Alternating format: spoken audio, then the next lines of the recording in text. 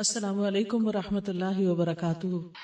آج کون سا دن ہے؟ جمعہ مبارک۔ ٹھیک، جمعہ ہمارے بہت اہم اور فضیلت والے دنوں میں سے ہے، تو تھوڑی سی بات اس پر پہلے کروں گی۔ نحمدہ ونصلی علی رسولہ الکریم، اما بعد فاعوذ باللہ من الشیطان الرجیم، بسم اللہ الرحمن الرحیم۔ رب اشرح لی صدری ویسر لی امری واحلل عقدۃ من لسانی یفقہوا قولی۔ رسول اللہ صلی اللہ علیہ وسلم نے فرمایا، افضل الایام عند اللہ یوم الجمعۃ، اللہ کے نزدیک جمعہ کا دن سب دنوں سے افضل ہے۔ جیسے فضیلت کی بات ہم بارہا کرتے رہے ہیں کہ بعض مہینے بعض مہینوں پر افضل ہوتے ہیں، بعض راتیں بعض راتوں پر، اسی طرح بعض دن بعض دنوں پر۔ تو ہفتے کے جو 7 دن ہیں ان میں سے جمعے کا دن سب سے زیادہ فضیلت والا ہے۔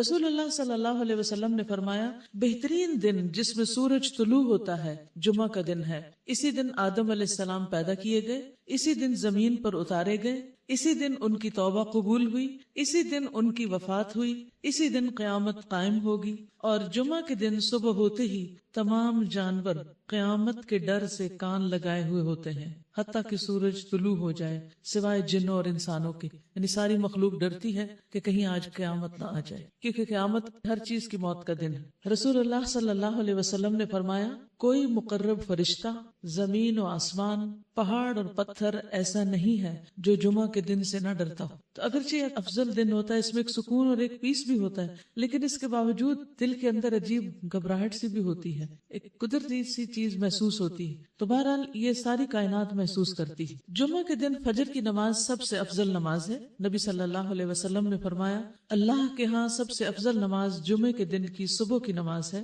جسے باجماعت ادا کیا جائے۔ پھر قیامت کے دن جمعہ اور جمعہ پڑھنے والوں کا معاملہ، رسول اللہ صلی اللہ علیہ وسلم نے فرمایا، اللہ تعالیٰ قیامت کے روز ہفتہ کے دنوں کو ان کی مخصوص شکل میں اٹھائے گا، یعنی جس طرح انسان اٹھائے جائیں گے اسی طرح دن بھی اٹھائے جائیں گے، اور ان کی اپنی اپنی شکل ہوگی۔ اور جمعہ کا دن حسین اور چمکتا دمکتا ہوگا۔ اہل جمعہ اس کو ایسے گھیر لیں گے جیسے دلہن کو دلہا کی طرف رخصت کرتے وقت گھیر لیا جاتا ہے، یعنی سارا ایک ہجوم ہوتا ہے نا اس کے گرد، اور پھر وہ اس گھر سے رخصت کی جاتی۔ تو جمعہ کا دن اپنے جمعہ والوں کے لیے روشنی کرے گا، اور وہ اس کی روشنی میں چل رہے ہوں گے، یعنی جمعہ کا دن روشن دن ہوگا، یعنی اس کی شکل روشن ہوگی اور اس کی روشنی پھیل رہی ہوگی۔ ان کے رنگ برف کی طرح سفید ہوں گے، یعنی جو لوگ جمعہ کا اہتمام کرتے ہیں، جمعہ پڑھتے ہیں یا سورۃ الکہف پڑھتے ہیں یا درود شریف پڑھتے ہیں یا جمعہ کے دن کو عام دنوں سے مختلف طور پر رکھتے ہیں، تو جمعے کی جو روشنی ہوگی اس کی وجہ سے جمعہ والوں کے چہرے سفید ہو جائیں گے۔ کتنے سفید؟ برف کی طرح۔ ان کی خوشبو کستوری کی طرح مہک رہی ہوگی۔ وہ کافور کے پہاڑوں میں گھسے ہوئے ہوں گے، یعنی کافور کے پہاڑ، خوشبو ہے کافور بھی، کیمفر۔ جن و انس انہیں دیکھ رہے ہوں گے، اور وہ تعجب کی وجہ سے نگاہ نیچی نہیں کریں گے کہ جنت میں داخل ہو جائیں گے، یعنی اتنا حسین منظر ہوگا اور ان کے لیے وہ سب کچھ اتنا خوبصورت ہوگا کہ وہ ہر چیز کو دیکھ کر اپریشیٹ کر رہے ہوں گے، اور نگاہ نیچی نہیں کریں گے کہ ابھی دیکھ ہی رہے ہوں گے کہ جنت میں انٹری ہو جائے گی۔ اور ثواب کی امید سے اذان دینے والوں کے علاوہ کوئی بھی ان کے مقام و مرتبے تک نہیں پہنچ سکے گا۔ تو اذان دینے والوں کا اپنا مرتبہ ہے، اپنے بچوں کو ضرور سکھائیے اور انہیں اس کا شوق بھی دلائیے۔ جنت میں ہر جمعہ یوم المزید کہلائے گا، اور اس دن اللہ سبحانہ وتعالیٰ کا دیدار ہوگا، یعنی جمعہ کا دن دنیا میں جن لوگوں کے لیے امپورٹنٹ ہے، آخرت میں ان لوگوں کے لیے بہت اہم ہوگا۔ انس بن مالک کہتے ہیں کہ رسول اللہ صلی اللہ علیہ وسلم نے فرمایا، میرے پاس جبریل تشریف لائے اور ان کے ہاتھ میں سفید شیشہ تھا جس میں ایک سیاہ نقطہ تھا، سفید شیشہ جس میں سیاہ ڈاٹ۔ میں نے کہا کہ اے جبریل، یہ کیا ہے؟ انہوں نے کہا یہ جمعہ ہے۔ میں نے کہا اس میں یہ کالا نقطہ کیا ہے؟ انہوں نے کہا هذه الساعة تقوم يوم الجمعة وهو سید الایام عندنا، یہ وہ گھڑی ہے جس میں قیامت قائم ہوگی، یعنی اس لیے اس کو سیاہ رکھا گیا کہ اس ٹائم پر قیامت قائم ہوگی۔ اور جمعہ کا دن ہمارے دنوں میں سردار ہے، اور ہم اسے قیامت کے دن یوم المزید کے نام سے پکاریں گے۔ قیامت کے دن جمعہ کا نام کیا ہوگا؟ یوم المزید۔ میں نے کہا تم اسے یوم المزید کے نام سے کیوں پکارو گے؟ انہوں نے فرمایا، آپ کے رب عز و جل نے جنت میں ایک وادی بنائی ہے جو سفید مسک سے بھی زیادہ خوشبودار ہے، بس جب جمعہ کا دن ہوگا تو اللہ تبارک و تعالی اعلیٰ علیین سے اپنی کرسی پر نزول فرمائیں گے، پھر اللہ تعالیٰ کرسی کو نور کے ممبروں سے گھیریں گے۔ اس سینٹر میں کرسی ہوگی اور آس پاس کیا ہوں گے؟ نور کے ممبر۔ تو نبی آئیں گے یہاں تک کہ ان پر بیٹھ جائیں گے نور کے ممبروں پر، پھر اللہ تعالیٰ ممبروں کو کرسیوں سے گھیریں گے۔ اب امیجن کرتے جائیں، یعنی پہلے ممبر ہوں گے، پھر اس کے بعد کرسیاں ہوں گی، صدیق اور شہداء آئیں گے یہاں تک کہ وہ ان پر بیٹھ جائیں گے، پھر اہل جنت آئیں گے یہاں تک کہ وہ ٹیلوں پر بیٹھ جائیں گے، ان کے لیے کرسیاں اور ممبر نہیں ہیں، عام لوگوں کے لیے کیا ہوگا؟ ٹیلے، جیسے عوام بیٹھتی، بس ان کے لیے ان کا رب تبارک و تعالی اپنا جلوہ فرمائے گا، اللہ سبحانہ و تعالی اپنا آپ دکھائیں گے یہاں تک کہ وہ اس کے چہرے کی طرف دیکھیں گے، یوم المزید، سبحان اللہ، وہ فرمائے گا میں وہ ہوں جس نے تم سے اپنا وعدہ سچ کر دکھایا۔ اللہ تعالیٰ اپنا تعارف کیسے کرائیں گے کہ میں نے تم سے ایک وعدہ کیا تھا اس دن کا، تو میں نے وہ وعدہ پورا کر دیا، اور میں نے تم پر اپنی نعمت پوری کر دی۔ یہ وہ مقام ہے جس میں میں اپنے بندوں کی تکریم کر رہا ہوں، ان کو عزت بخش رہا ہوں، فی مقعد صدق عند ملیک مقتدر، جیسے قرآن مجید میں آتا ہے۔ سو تم مجھ سے مانگ لو جو چاہیے لو اب۔ چنانچہ وہ اس سے رضامندی کا سوال کریں گے کہ اللہ آپ ہم سے راضی ہو جائیں۔ ایسے بندوں کی دنیا میں بھی یہی خواہش ہوتی ہے کہ اللہ تعالیٰ ہم سے راضی ہو جائے، وہ خوش ہو جائے، وہ ناراض نہ ہو، کیونکہ وہ راضی ہو جائے تو سب نعمتیں اپنی، تو اللہ تعالیٰ فرمائے گا میں راضی ہوں، اسی وجہ سے تو میری رضا نے تمہیں میرے گھر میں اتارا ہے اور تم کو میری تکریم دی ہے، تم مجھ سے کچھ مانگ لو، کچھ لے لو۔ چنانچہ وہ اس سے مانگے گے، یعنی اللہ تعالیٰ کو پسند ہے کہ بندے اس سے مانگے، اور بندوں کو یہ پسند نہیں آتا کہ کوئی ان سے کچھ مانگے، وہ غصہ کرتے ہیں، یہاں تک کہ ان کی خواہش ختم ہو جائے گی، یعنی مانگ مانگ کے بس پھر کچھ نہیں دل میں رہے گا، تو وہ اس وقت ان کے لیے وہ کچھ کھولے گا جسے کسی آنکھ نے نہیں دیکھا، کسی کان نے نہیں سنا، اور نہ کسی دل پر اس کا گزر ہوا، اور یہ اتنے وقت میں ہوگا جتنا وقت جمعہ کے دن لوگوں کے واپس ہونے میں لگتا ہے، یعنی یہ سب کچھ اتنی دیر میں پورا ہو جائے گا جمعہ کے لیے جاتے آتے میں۔ پھر رب تبارک و تعالیٰ اپنی کرسی پر چڑھیں گے اور اس کے ساتھ شہداء اور صدیق بھی ہوں گے، بالا خانے والے اپنے بالا خانوں میں واپس چلے جائیں گے، وہ سفید موتی کے ہوں گے جن میں کوئی دراڑ اور عیب نہیں ہوگا، کہ ون پیس ہوگا وہ، یا سرخ یاقوت کے ہوں گے یا سبز زبرجد کے ہوں گے، یہ ہر ایک کا اپنا اپنا ہوگا،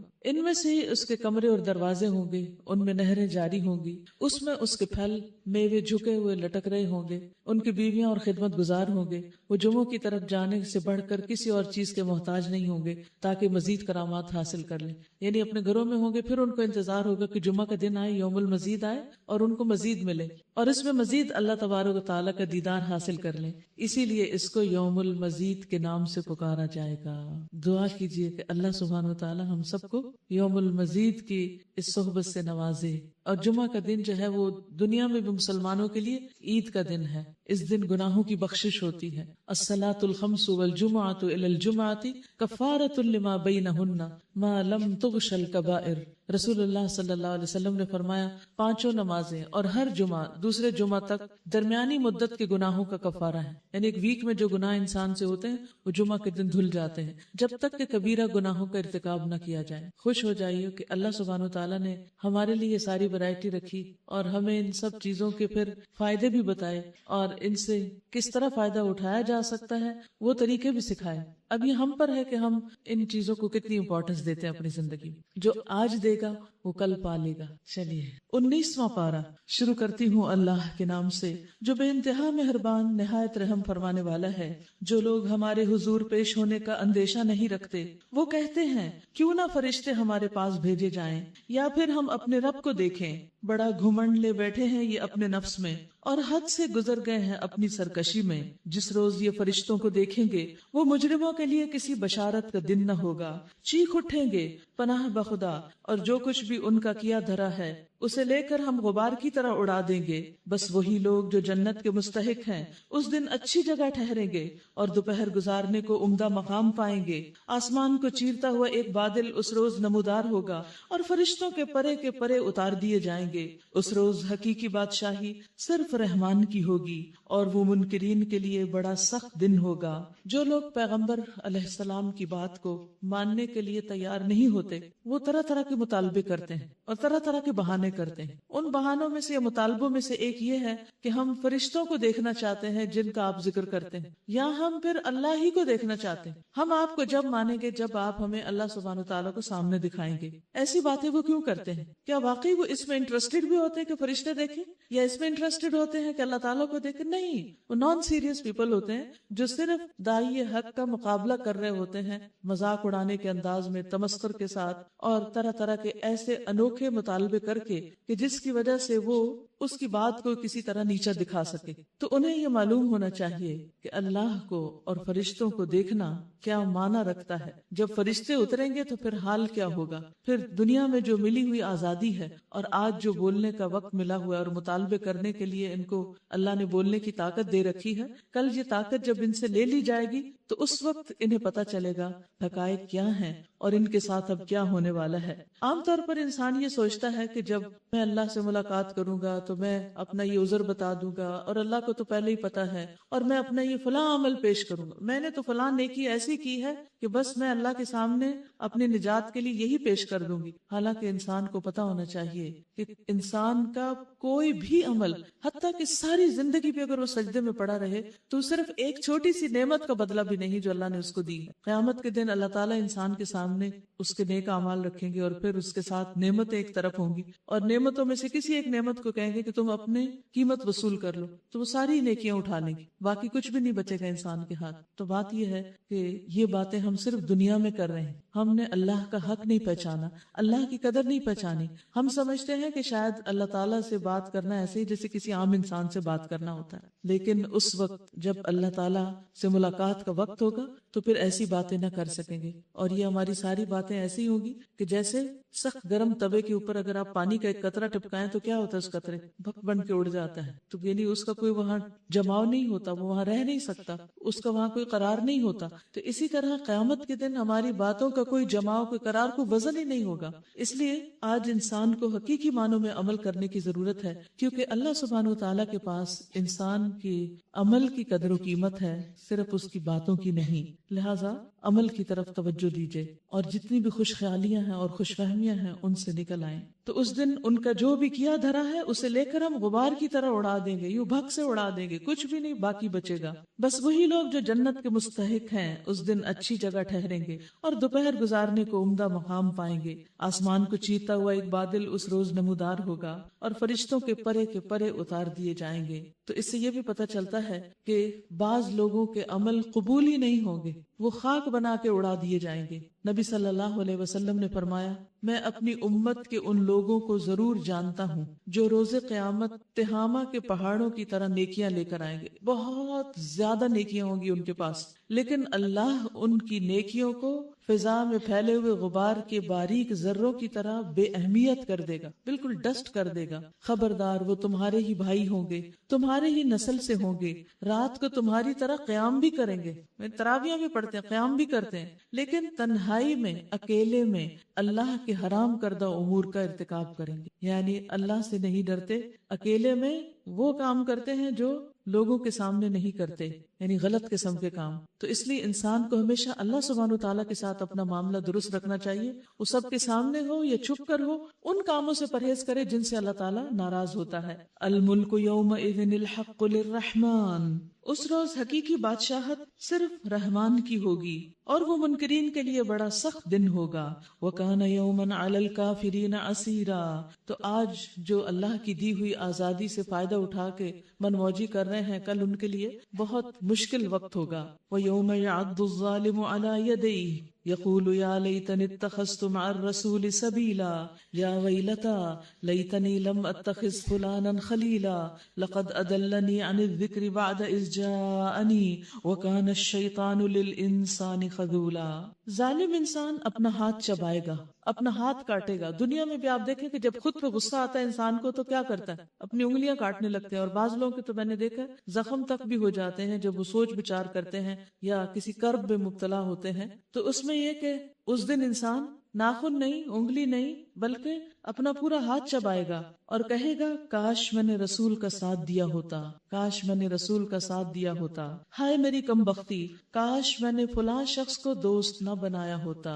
یا لیتنی اتخذت مع الرسول سبیلا، اور پھر یا ویلتا لم اتخذ فلانا خلیلا. یہ دو بڑی حسرتیں ہوں گی، ایک کہ رسول کا ساتھ دیا ہوتا. حقیقت یہ ہے کہ دنیا میں ہم نبی صلی اللہ علیہ وسلم کو نہ پوری طرح پہچانتے ہیں، نہ جانتے ہیں، نہ ان کے مشن کو جانتے ہیں، نہ اس کے لیے کچھ کرتے ہیں. اور بعض اوقات آپ کا طریقہ کچھ اور ہوتا ہے اور ہمارا طریقہ کچھ اور ہوتا ہے، اور وہ طریقہ وہ نہیں ہوتا جو سنت سے ثابت ہوتا ہے. تو ایسے میں انسان کتنی بھی بڑی محنت کرے بدعت میں، لیکن لیکن قیامت کے دن اس کو کوئی فائدہ نہیں ہوگا. تو حشر کے میدان میں پچھتانے والے کیا کہیں گے؟ کاش میں رسول کا راستہ اختیار کرتا. نبی صلی اللہ علیہ وسلم نے فرمایا لوگو جس وقت میں حوض پر تمہارا منتظر ہوں گا، حوض پر، کون سا حوض؟ حوض کوثر، تو تمہیں گروہ در گروہ لایا جائے گا، یعنی گروپس کی شکل میں لایا جائے گا، اور راستے تمہیں متفرق کر دیں گے، یعنی پھر ایک الگ الگ ہو جاؤ گے. میں تمہیں آواز دے کر کہوں گا کہ اس راستے کی طرف آ جاؤ، تو میرے پیچھے سے ایک منادی پکار کر کہے گا انہوں نے آپ کے بعد دین کو تبدیل کر دیا تھا. میں کہوں گا خبردار دور ہو جاؤ، خبردار دور ہو جاؤ، یعنی میرا تم سے کوئی تعلق نہیں. تو اس وقت انسان کیا تمنا کرے گا؟ کاش میں نے رسول کا ساتھ دیا ہوتا، رسول کے طریقے پر ہوتا. اس لیے بہت سیریسلی سنتوں کا مطالعہ کیا کریں اور اپنی زندگی کو ان کے مطابق کمپیئر کر کے دیکھا کریں کہ ہم کس راستے کی طرف جا رہے ہیں. کیا واقعی یہ نبی صلی اللہ علیہ وسلم کا راستہ ہے؟ پھر اسی طرح دوسری چیز جس پر انسان ریگریٹ کرے گا وہ برے لوگوں سے دوستی ہوگی. برے لوگوں سے دوستی کے اثرات دنیا میں بھی انسان کے لیے برے ہوتے ہیں. جیسا کہ رسول اللہ صلی اللہ علیہ وسلم نے فرمایا نیک ساتھی کی مثال کستوری والے کی مانند ہے، مسک والے کی طرح. اگر تجھے اس سے کستوری نہ بھی ملے تو اس کی خوشبو ضرور تمہیں پہنچے گی، یعنی اس کا کچھ نہ کچھ اثر کسی نہ کسی طرح ضرور تم تک آئے گا. اور کچھ نہیں تو اس کی کوئی بات تمہیں ہنسا دے گی، مسکرا دے گی یا خوش کر دے گی. یعنی اگر مادی فائدہ کوئی نہیں پہنچتا تو دیگر کوئی فائدہ تمہیں اس سے پہنچ جائے گا. اور برے ساتھی کی مثال بھٹی والے کی طرح ہے. اگر تجھے اس کی کالک نہ بھی لگے تو دھواں ضرور آئے گا، یعنی اس کی کوئی نہ کوئی بات تمہیں ہرٹ کر جائے گی یا کوئی نہ کوئی برا عمل تم دیکھ کر اپنے اندر اپنا لوگے اور تمہارے لیے مشکل پیدا کر دے گا. تو اس لیے انسان کو ان دو چیزوں پر، یعنی سنت کا اتباع اور دوسرے واچ یور فرینڈز، اس چیز کے اوپر ضرور نظر رکھنے کی ضرورت ہے. اور پھر وہ کیا کہے گا؟ کاش میں نے فلاں کو دوست نہ بنایا ہوتا کیونکہ اس نے ذکر آنے کے بعد مجھے بھٹکا دیا. یعنی میں نے تو قرآن پڑھ لیا تھا، میں نے تو دین سیکھ لیا تھا، مجھے تو اچھے برے کی پہچان ہو گئی تھی، لیکن اس نے آ کر مجھے حق سے ہی ہٹا دیا. وَكَانَ الشَّيْطَانُ لِلْإِنسَانِ خَذُولًا، شیطان انسان کے حق میں بڑا ہی بے وفا نکلا ہے. اور رسول کہے گا اے میرے رب، میری قوم کے لوگوں نے اس قرآن کو نشانہ تضحیک بنا لیا تھا، یعنی قرآن کا مذاق اڑاتے تھے. اور دوسرا معنی اس قرآن کو چھوڑ دیا تھا، ترک کر دیا تھا، پس پش ڈال دیا تھا. یہ دونوں معنی مہجور کے کیے جاتے ہیں. نبی صلی اللہ علیہ وسلم نے فرمایا قرآن سفارش کرے گا اور اس کی سفارش مانی جائے گی. یہ اپنے پڑھنے والوں کے حق میں بحث کرے گا کہ یار فلاں نے میرے ساتھ اتنا وقت لگایا تھا، دن کو پڑھا، رات کو پڑھا، اور اس کی تصدیق کی جائے گی، بات مانی جائے گی. جس نے اس قرآن کو اپنے سامنے رکھا یہ اس کی رہنمائی جنت کی طرف کرے گا، اور جس نے اس کو اپنی پیٹھ پیچھے رکھا یہ اسے ہانک کر جہنم میں لے جائے گا. تو اس لیے قرآن کو ہمیشہ اپنے سامنے رکھیں، نہ صرف ایک سامنے بلکہ سب کتابوں سے اوپر رکھیں. خواہ آپ کوئی بھی ڈگری کر رہے ہوں اور کتنا بھی مشکل امتحان ہو، لیکن زندگی کا کوئی دن ایسا نہ گزرے کہ جس میں آپ کا تعلق قرآن سے نہ ہو. کیونکہ بعض اوقات ہم چھوٹی چھوٹی یا بڑی وجوہات کی بنا پر قرآن سے تھوڑا سا دور ہوتے ہیں اور پھر دور ہوتے چلے جاتے ہیں، پھر دوبارہ پکڑنا مشکل ہو جاتا ہے. تو اس لیے جو لوگ بھی قرآن سے تعلق رکھیں وہ مستقل بنیادوں پر رکھیں، چاہے ایک آیت ہو، چاہے 2 آیتیں ہوں، چاہے اس کو سمجھ کے پڑھنا ہو، چاہے روزانہ کی تلاوت ہو، ہماری زندگی کا ہر دن قرآن کے ساتھ ہو. ورنہ قرآن خود اور رسول صلی اللہ علیہ وسلم خود اپنی امتی کے حق میں گواہی دینے کے بجائے خلاف دیں گے کہ میری قوم نے قرآن کو چھوڑ دیا. وَكَذَلِكَ جَعَلْنَا لِكُلِّ نَبِيٍّ عَدُوًّا مِّنَ الْمُجْرِمِينَ، اے محمد صلی اللہ علیہ وسلم، ہم نے تو اسی طرح مجرموں کو ہر نبی کا دشمن بنایا ہے، اور تمہارے لیے تمہارا رب ہی رہنمائی اور مدد کو کافی ہے. منکرین کہتے ہیں اس شخص پر سارا قرآن ایک ہی وقت میں کیوں نہ اتار دیا گیا؟ ہاں، ایسا اس لیے کیا گیا ہے کہ اس کو اچھی طرح ہم تمہارے ذہن نشین کرتے رہیں، یعنی تھوڑا تھوڑا اس لیے اتارا کہ تم اس کو اچھی طرح یاد کر لو. اور اسی غرض کے لیے ہم نے اس کو ایک خاص ترتیب کے ساتھ الگ الگ اجزاء کی شکل دی ہے. یعنی آپ دیکھیں کہ قرآن مجید صورتوں میں تقسیم کیا گیا، اجزاء میں، جز میں تقسیم کیا گیا، پھر آیات میں تقسیم کیا گیا ہے تاکہ لوگوں کے لیے پڑھنا اور سمجھنا آسان ہو جائے. اور اس میں مصلحت یہ بھی ہے کہ جب کبھی وہ تمہارے سامنے کوئی نرالی بات یا عجیب سوال لے کر آئے، یعنی لوگوں نے جب تم پر کوئی بات بنائی، اس کا ٹھیک جواب بر وقت ہم نے تمہیں دے دیا اور بہترین طریقے سے بات کھول کر بتا دی. جو لوگ اوندھے منہ جہنم کی طرف دھکیلے جانے والے ہیں ان کا موقف بہت برا ہے اور ان کی راہ حد درجہ غلط ہے. ہم نے موسیٰ علیہ السلام کو کتاب دی اور اس کے ساتھ اس کے بھائی ہارون کو علیہ السلام مددگار کے طور پر بھیجا.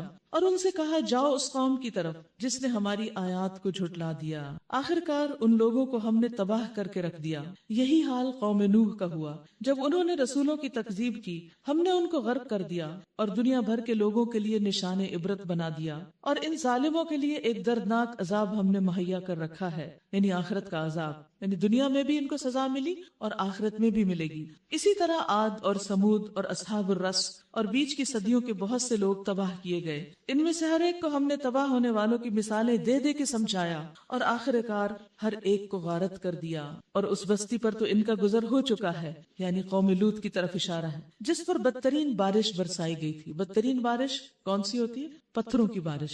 کیا انہوں نے اس کا حال دیکھا نہ ہوگا؟ مگر یہ موت کے بعد دوسری زندگی کی توقع ہی نہیں رکھتے. یہ لوگ جب تمہیں دیکھتے ہیں تو تمہارا مذاق بنا لیتے ہیں. کہتے ہیں کیا یہ شخص ہے جسے اللہ نے رسول بنا کر بھیجا؟ اس نے تو ہمیں گمراہ کر کے اپنے معبودوں سے برگشتہ ہی کر دیا ہوتا اگر ہم ان کی عقیدت پر جم نہ گئے ہوتے. اچھا وہ وقت دور نہیں جب عذاب دیکھ کر انہیں خود معلوم ہو جائے گا کہ کون گمراہی میں دور نکل گیا. ارأیت من اتخذ الہہ ہواہ افانت تکون علیہ وکیلا.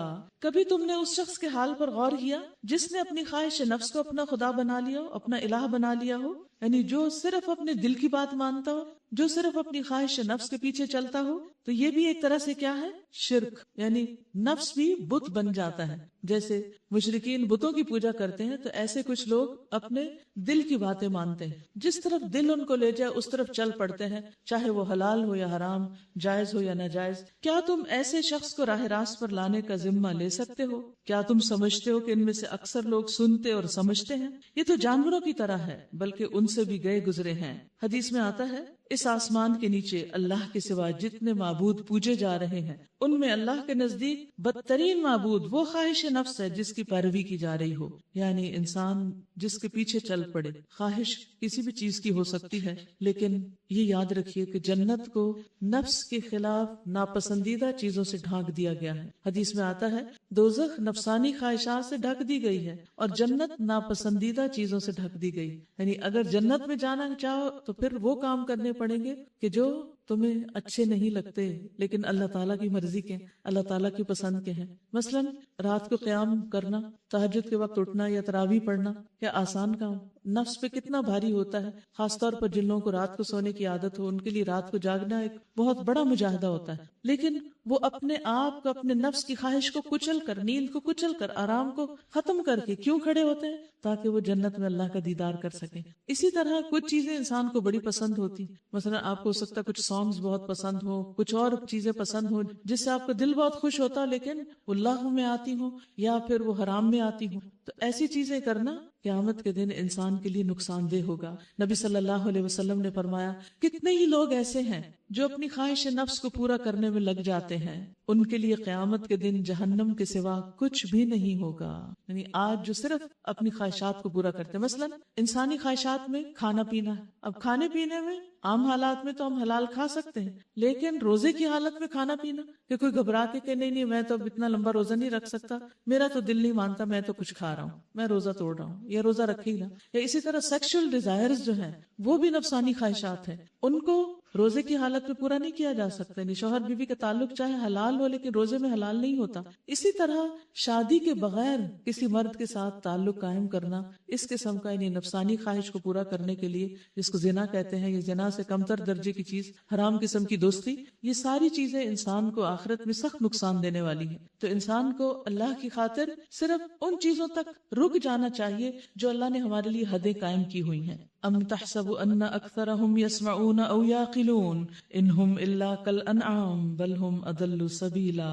کیا تم سمجھتے ہو کہ ان میں سے اکثر لوگ سنتے اور سمجھتے ہیں؟ یعنی یہ ساری کھلی کھلی آیات اور احادیث یہ تو جانوروں کی طرح ہیں، بلکہ ان سے بھی گئے گزرے ہیں. یعنی انہیں بتایا جاتا ہے لیکن ان کی سمجھ میں کچھ نہیں آتا. وہ سنتے ہیں اور پھر مجلس سے اٹھتے ہیں اور وہی کام کرتے ہیں جو وہ پہلے کر رہے ہوتے ہیں. تو جب عمل میں تبدیلی نہیں آتی تو ایسے لوگوں کو اللہ نے جانوروں کی طرح قرار دیا، مویشی جانور ہیں، جیسے گائے، بیل، بھیڑ، بکری وغیرہ ہیں. الم تر الی ربک کیف مد الظل تم نے دیکھا نہیں کہ تمہارا رب کس طرح سایہ پھیلا دیتا ہے، اگر وہ چاہتا تو اسے دائمی سایہ بنا دیتا۔ ہم نے سورج کو اس پر دلیل بنایا، یعنی اللہ چاہتا تو سورج ایک ہی جگہ ٹکا دیتا جیسے آپ کی ٹیوب لائٹس ٹکی ہوئی، اور ایک ہی سایہ ہوتا اور ایک ہی روشنی ہوتی۔ پھر جیسے جیسے سورج اٹھتا جاتا ہے ہم اس سائے کو رفتہ رفتہ اپنی طرف سمیٹتے جاتے ہیں۔ یعنی اللہ سبحانہ تعالیٰ نے اس طرح نہیں کیا جس طرح انسان دنیا میں لائٹس لگاتے ہیں، اللہ کا طریقہ اپنا ہے روشنی دینے کا، اور یہ کتنا خوبصورت طریقہ ہے۔ کبھی آپ دیکھیے کہ سورج جب طلوع ہوتا ہے تو کس رنگ کا ہوتا ہے، کس شکل کا ہوتا ہے،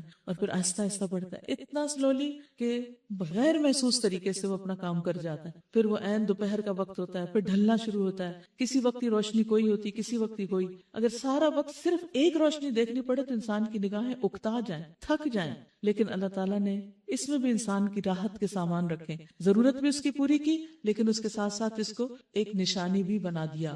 وَهُوَ الَّذِي جَعَلَ لَكُمُ اللَّيْلَ لِبَاسًا وَالنَّوْمَ سُبَاتًا وَجَعَلَ النَّهَارَ نُشُورًا، اور وہ اللہ ہی ہے جس نے رات کو تمہارے لیے لباس اور نیند کو سکون موت اور دن کو جی اٹھنے کا وقت بنایا، مزید نشانیاں۔ اور وہی ہے جو اپنی رحمت کے آگے آگے ہواؤں کو بھیجتا ہے، پھر آسمان سے پاک پانی نازل کرتا ہے تاکہ ایک مردہ علاقے کو اس کے ذریعے زندگی بخشے، اور اپنی مخلوق میں سے بہت سے جانوروں اور انسانوں کو سیراب کرے۔ اس کرشمے کو ہم بار بار ان کے سامنے لاتے ہیں تاکہ وہ کچھ سبق لیں، مگر اکثر لوگ کفر اور ناشکری کے سوا کوئی دوسرا رویہ اختیار کرنے سے انکار کر دیتے ہیں۔ یعنی اللہ نے ہر طرف نشانیاں بکھیر رکھی ہیں تاکہ ہم کچھ سبق لیں، لیکن اکثر لوگ آنکھیں بند کر کے چلتے ہیں۔ وَلَوْ شِئْنَا لَبَعَثْنَا فِي كُلِّ قَرْيَةٍ نَذِيرًا، اگر ہم چاہتے تو ایک ایک بستی میں ایک ایک نذیر اٹھا کھڑا کرتے، یعنی ہر محلے میں کوئی نہ کوئی ڈرانے والا پیغمبر بھیج دیتے۔ پس اے نبی صلی اللہ علیہ وسلم، کافروں کی بات ہرگز نہ مانو، اور اس قرآن کو لے کر ان کے ساتھ جہاد کبیر کرو۔ وجاہدہم بہ جہادا کبیرا، جہاد کہتے ہیں انتہائی کوشش کو کہ جس میں انسان کوئی لمحہ نہ چھوڑے اپنی محنت کرنے میں، اور پھر دوسرے یہ کہ بڑے پیمانے پر جدوجہد، چھوٹی سی کوشش نہیں، بڑی کوشش جس میں انسان اپنے سارے وسائل اور سارے ذرائع استعمال کرے، اور تیسرے یہ کہ انسان ہر محاذ پر کوشش کرے۔ اور یہاں پر کیا کہا گیا ہے؟ جاہدم بہی، بہی سے مراد یہاں قرآن ہے، اس قرآن کے ذریعے جہاد کبیر کرو۔ قرآن کے ذریعے جہاد کبیر، جی ہاں، یعنی قرآن کی تعلیم گوشے گوشے تک، دنیا کے کونے کونے تک پھیلا دو، ہر طریقے اور ہر ذریعے سے پھیلا دو، اور ہر بندے تک پہنچا دو۔ یعنی انتھک محنت کرو، صرف یہ نہیں کہ اچھا وہ ہم نے کسی کو بتایا تھا، وہ مانا نہیں تو پھر ہم نے بھی چھوڑ دیا، نہیں، ایک دفعہ نہیں، 2 دفعہ 3 دفعہ بتاؤ، وہ نہیں مانتا کسی اور کو بتاؤ، جو سننے والے ہیں ان کو سناؤ، جو سننے والے نہیں پڑھنے والے ان کو پڑھاؤ، جو کسی اور طریقے سے سمجھنا چاہتے ہیں ان کو اس طرح سمجھاؤ۔ یعنی دنیا میں جس طرح کوئی اپنے بزنس کو پروموٹ کرتا ہے، مارکیٹنگ کرتا ہے، تم نے اللہ سے بزنس کر رکھا ہے، تم قرآن کی پروموشن اسی طرح کرو، اسی طرح ہر خوبصورت انداز سے، بہترین طریقے سے، ہر ذریعے سے، جہاں جس کو جہاں بھی پالو۔ یہ تھا نبی صلی اللہ علیہ وسلم کو حکم۔ اب نبی صلی اللہ علیہ وسلم تو اپنا کام کر کے چلے گئے، لیکن اس کے بعد امت کیا کر رہی؟ میں اور آپ کیا کر رہے ہیں؟ کیا واقعی ہماری پرائرٹیز میں ایک پرائرٹی یہ بھی ہے کہ جس قرآن سے مجھے فائدہ پہنچ رہا ہے میں یہ دوسروں تک بھی پہنچاؤں؟ اور اس کے لیے میں نے کیا کیا؟ تو کم از کم 3 باتیں ایسی لکھیے جو قرآن کی تبلیغ یا قرآن کو دوسروں تک پہنچانے کے لیے آپ نے واقعی کچھ کی ہو، پریکٹیکلی کچھ کیا ہو۔ کیونکہ یہاں پر جاہدہم بہ جہادن کبیرہ کی بات آ رہی، عام جہاد نہیں، جہاد کبیر کی بات ہو رہی ہے، سب سے بڑے جہاد کی، بہت بڑے جہاد کی۔ تو آپ کا اس میں کیا حصہ ہے؟ اپنے آپ کا جائزہ لیجئے۔ پھر فرمایا، اور وہی ہے جس نے 2 سمندروں کو ملا کر رکھا ہے، ایک لذیذ اور شیریں، دوسرا تلخ و شور، اور دونوں کے درمیان ایک پردہ حائل ہے، ایک رکاوٹ ہے جو انہیں گڈمڈ ہونے سے روکے ہوئے ہے۔ یعنی سمندر کا وسیع پانی اور اسی کے اندر میٹھے پانی کے چشمے، بغیر کسی دیوار کے، بغیر کسی رکاوٹ کے، اس کے اندر ہی اندر۔ بہت ہی خوبصورت مثال ہے اس بات کی کہ بعض اوقات انسان کا سارا ماحول سمندر جیسا کڑوا ہوتا ہے، اور وہ اس کے اندر ایک میٹھے چشمے کی طرح ہوتا ہے کہ جس سے خیر پھوٹ رہی ہوتی ہے۔ کیا آپ واقعی اپنے ماحول کے اندر، خواہ وہ گھر کا ہو یا معاشرے کا یا سوسائٹی کا یا کسی کالج، یونیورسٹی، اسکول میں آپ جا رہے ہو جہاں آپ کے علاوہ کوئی قرآن کو، اللہ کو نہ پہچانتا ہو نہ سمجھتا ہو، آپ ہر ایک کو فائدہ پہنچانے والے ہوں، اور آپ کو پلٹ کے کوئی سلام بھی نہ کرتا ہو، تو کیا آپ یہ کردار پیش کر سکتے ہیں جو سمندر پیش کر رہا ہے؟ کہ اتنے زیادہ کھاری پن میں، اتنے زیادہ کڑواہٹ میں اتنے نمک میں وہ میٹھے پانی کے چشمے دے رہا ہے، اور وہی ہے جس نے پانی سے ایک بشر پیدا کیا، پھر اس سے نسب اور سسرال کے 2 الگ سلسلے چلائے۔ تیرا رب بڑا ہی قدرت والا ہے، اس اللہ کو چھوڑ کر لوگ ان کو پوج رہے ہیں جو نہ ان کو نفع پہنچا سکتے ہیں نہ نقصان، اور اوپر سے مزید یہ کہ کافر اپنے رب کے مقابلے میں ہر باغی کا مددگار بنا ہوا ہے۔ دیکھیے، اللہ کا کام کرنے کے لیے ہمیں ایک دوسرے کا مددگار بننا چاہیے، ایک دوسرے کو سپورٹ کرنا چاہیے، جس طرح کفار اپنے منصوبوں کو پورا کرنے کے لیے ایک دوسرے کو سپورٹ کرتے ہیں۔ اے محمد صلی اللہ علیہ وسلم، تم کو تو ہم نے بس ایک مبشر اور نذیر بنا کر بھیجا ہے۔ وما ارسلناک الا مبشرا ونذیرا، اور نہیں بھیجا ہم نے آپ کو مگر ایک مبشر اور نذیر بنا کر۔ ان سے کہہ دیجئے میں اس کام پر تم سے کوئی اجرت نہیں مانگتا، میری اجرت بس یہی ہے کہ جس کا جی چاہے وہ اپنے رب کی طرف آنے کا راستہ اختیار کر لے۔ پیغمبر کی اجرت کیا ہے؟ کہ لوگ اللہ کی طرف آ جائیں۔ ہر داعی حق کی اجرت یہی ہے کہ جب آپ کسی کو اللہ کی طرف بلائیں تو اس سے کسی قسم کے دنیا کے فائدے کی توقع نہ رکھیں، کس چیز کی چاہت اور شوق ہو کہ وہ شخص دین کی طرف آ جائے، اللہ سے جڑ جائے، کیونکہ اس کا بدلہ پھر اللہ آپ کو دینے والا ہے جو دنیا میں سے کوئی بھی نہیں دے سکتا۔ پوری دنیا بھی آپ کو دے دی جائے تو وہ اس کا بدلہ نہیں ہو سکتی، اس لیے اس بدلے کی توقع نہ رکھیں کہ جو بہت معمولی ہے۔ وَتَوَكَّلْ عَلَى الْحَيِّ الَّذِي لَا يَمُوتُ وَسَبِّحْ بِحَمْدِهِ وَكَفَى بِهِ بِذُنُوبِ عِبَادِهِ خَبِيرًا۔ اے محمد صلی اللہ علیہ وسلم، اس اللہ پر بھروسہ رکھیے جو زندہ ہے اور کبھی مرنے والا نہیں، اس کی حمد کے ساتھ اس کی تسبیح کیجیے، اپنے بندوں کے گناہوں سے بس اسی کا باخبر ہونا کافی ہے۔ وہ جس نے 6 دنوں میں زمین اور آسمانوں کو اور ان ساری چیزوں کو بنا کر رکھ دیا جو آسمان و زمین کے درمیان ہیں، پھر آپ ہی عرش پر مستوی ہوا۔ رحمان، اس کی شان بس کسی جاننے والے سے پوچھو۔ ان لوگوں سے جب کہا جاتا ہے کہ اس رحمان کو سجدہ کرو تو کہتے ہیں رحمان کیا ہوتا ہے؟ کیا بس جسے تو کہہ دے ہم اس کو سجدہ کرتے پھریں؟ یہ دعوت ان کی نفرت میں الٹا اور اضافہ کر دیتی ہے۔ ظہر کی نماز کے ساتھ سجدہ کر لیجیے گا۔ تبارک الذی جعل فی السماء بروجا وجعل فیہا سراجا وقمرا منیرا۔ بڑا متبرک ہے وہ جس نے آسمان میں برج بنائے اور اس میں ایک چراغ یعنی سورج اور ایک چمکتا چاند روشن کیا۔ وہی ہے جس نے رات اور دن کو ایک دوسرے کا جانشین بنایا، ایک جاتا اور ایک آتا ہے، ایک جاتا اور ایک آتا ہے، ایک دوسرے کے پیچھے۔ ہر اس شخص کے لیے جو سبق لینا چاہے یا شکر گزار ہونا چاہے، اس میں بہت سی نشانیاں ہیں، یعنی ان چیزوں پر ہمیں غور و فکر کرنا چاہیے۔ آج چاند کس نے دیکھا تھا صبح؟ کس قدر خوبصورت تھا۔ کوشش کر کے ایک دفعہ سورج یا چاند کو ضرور جھانک لیا کریں، کیونکہ اللہ سبحانہ وتعالیٰ نے خاص طور پر ان کا ذکر کیا ہے۔ رات اور دن تو خود ہی آ جاتے ہیں، ہمیں ان کی طرف جانا نہیں پڑتا، لیکن چاند اور سورج کو دیکھ کر ایک عجیب فریشنس کا احساس ہوتا ہے۔ لمن اراد ان یذکر او اراد شکورا، ہر اس شخص کے لیے جو سبق لینا چاہے یا شکر گزار ہونا چاہے۔ تو اللہ تعالیٰ ہم سے کیا مطالبہ کرتے ہیں کہ ہم شکر گزار ہوں، اور شکر گزار ہونے کے لیے کیا کریں؟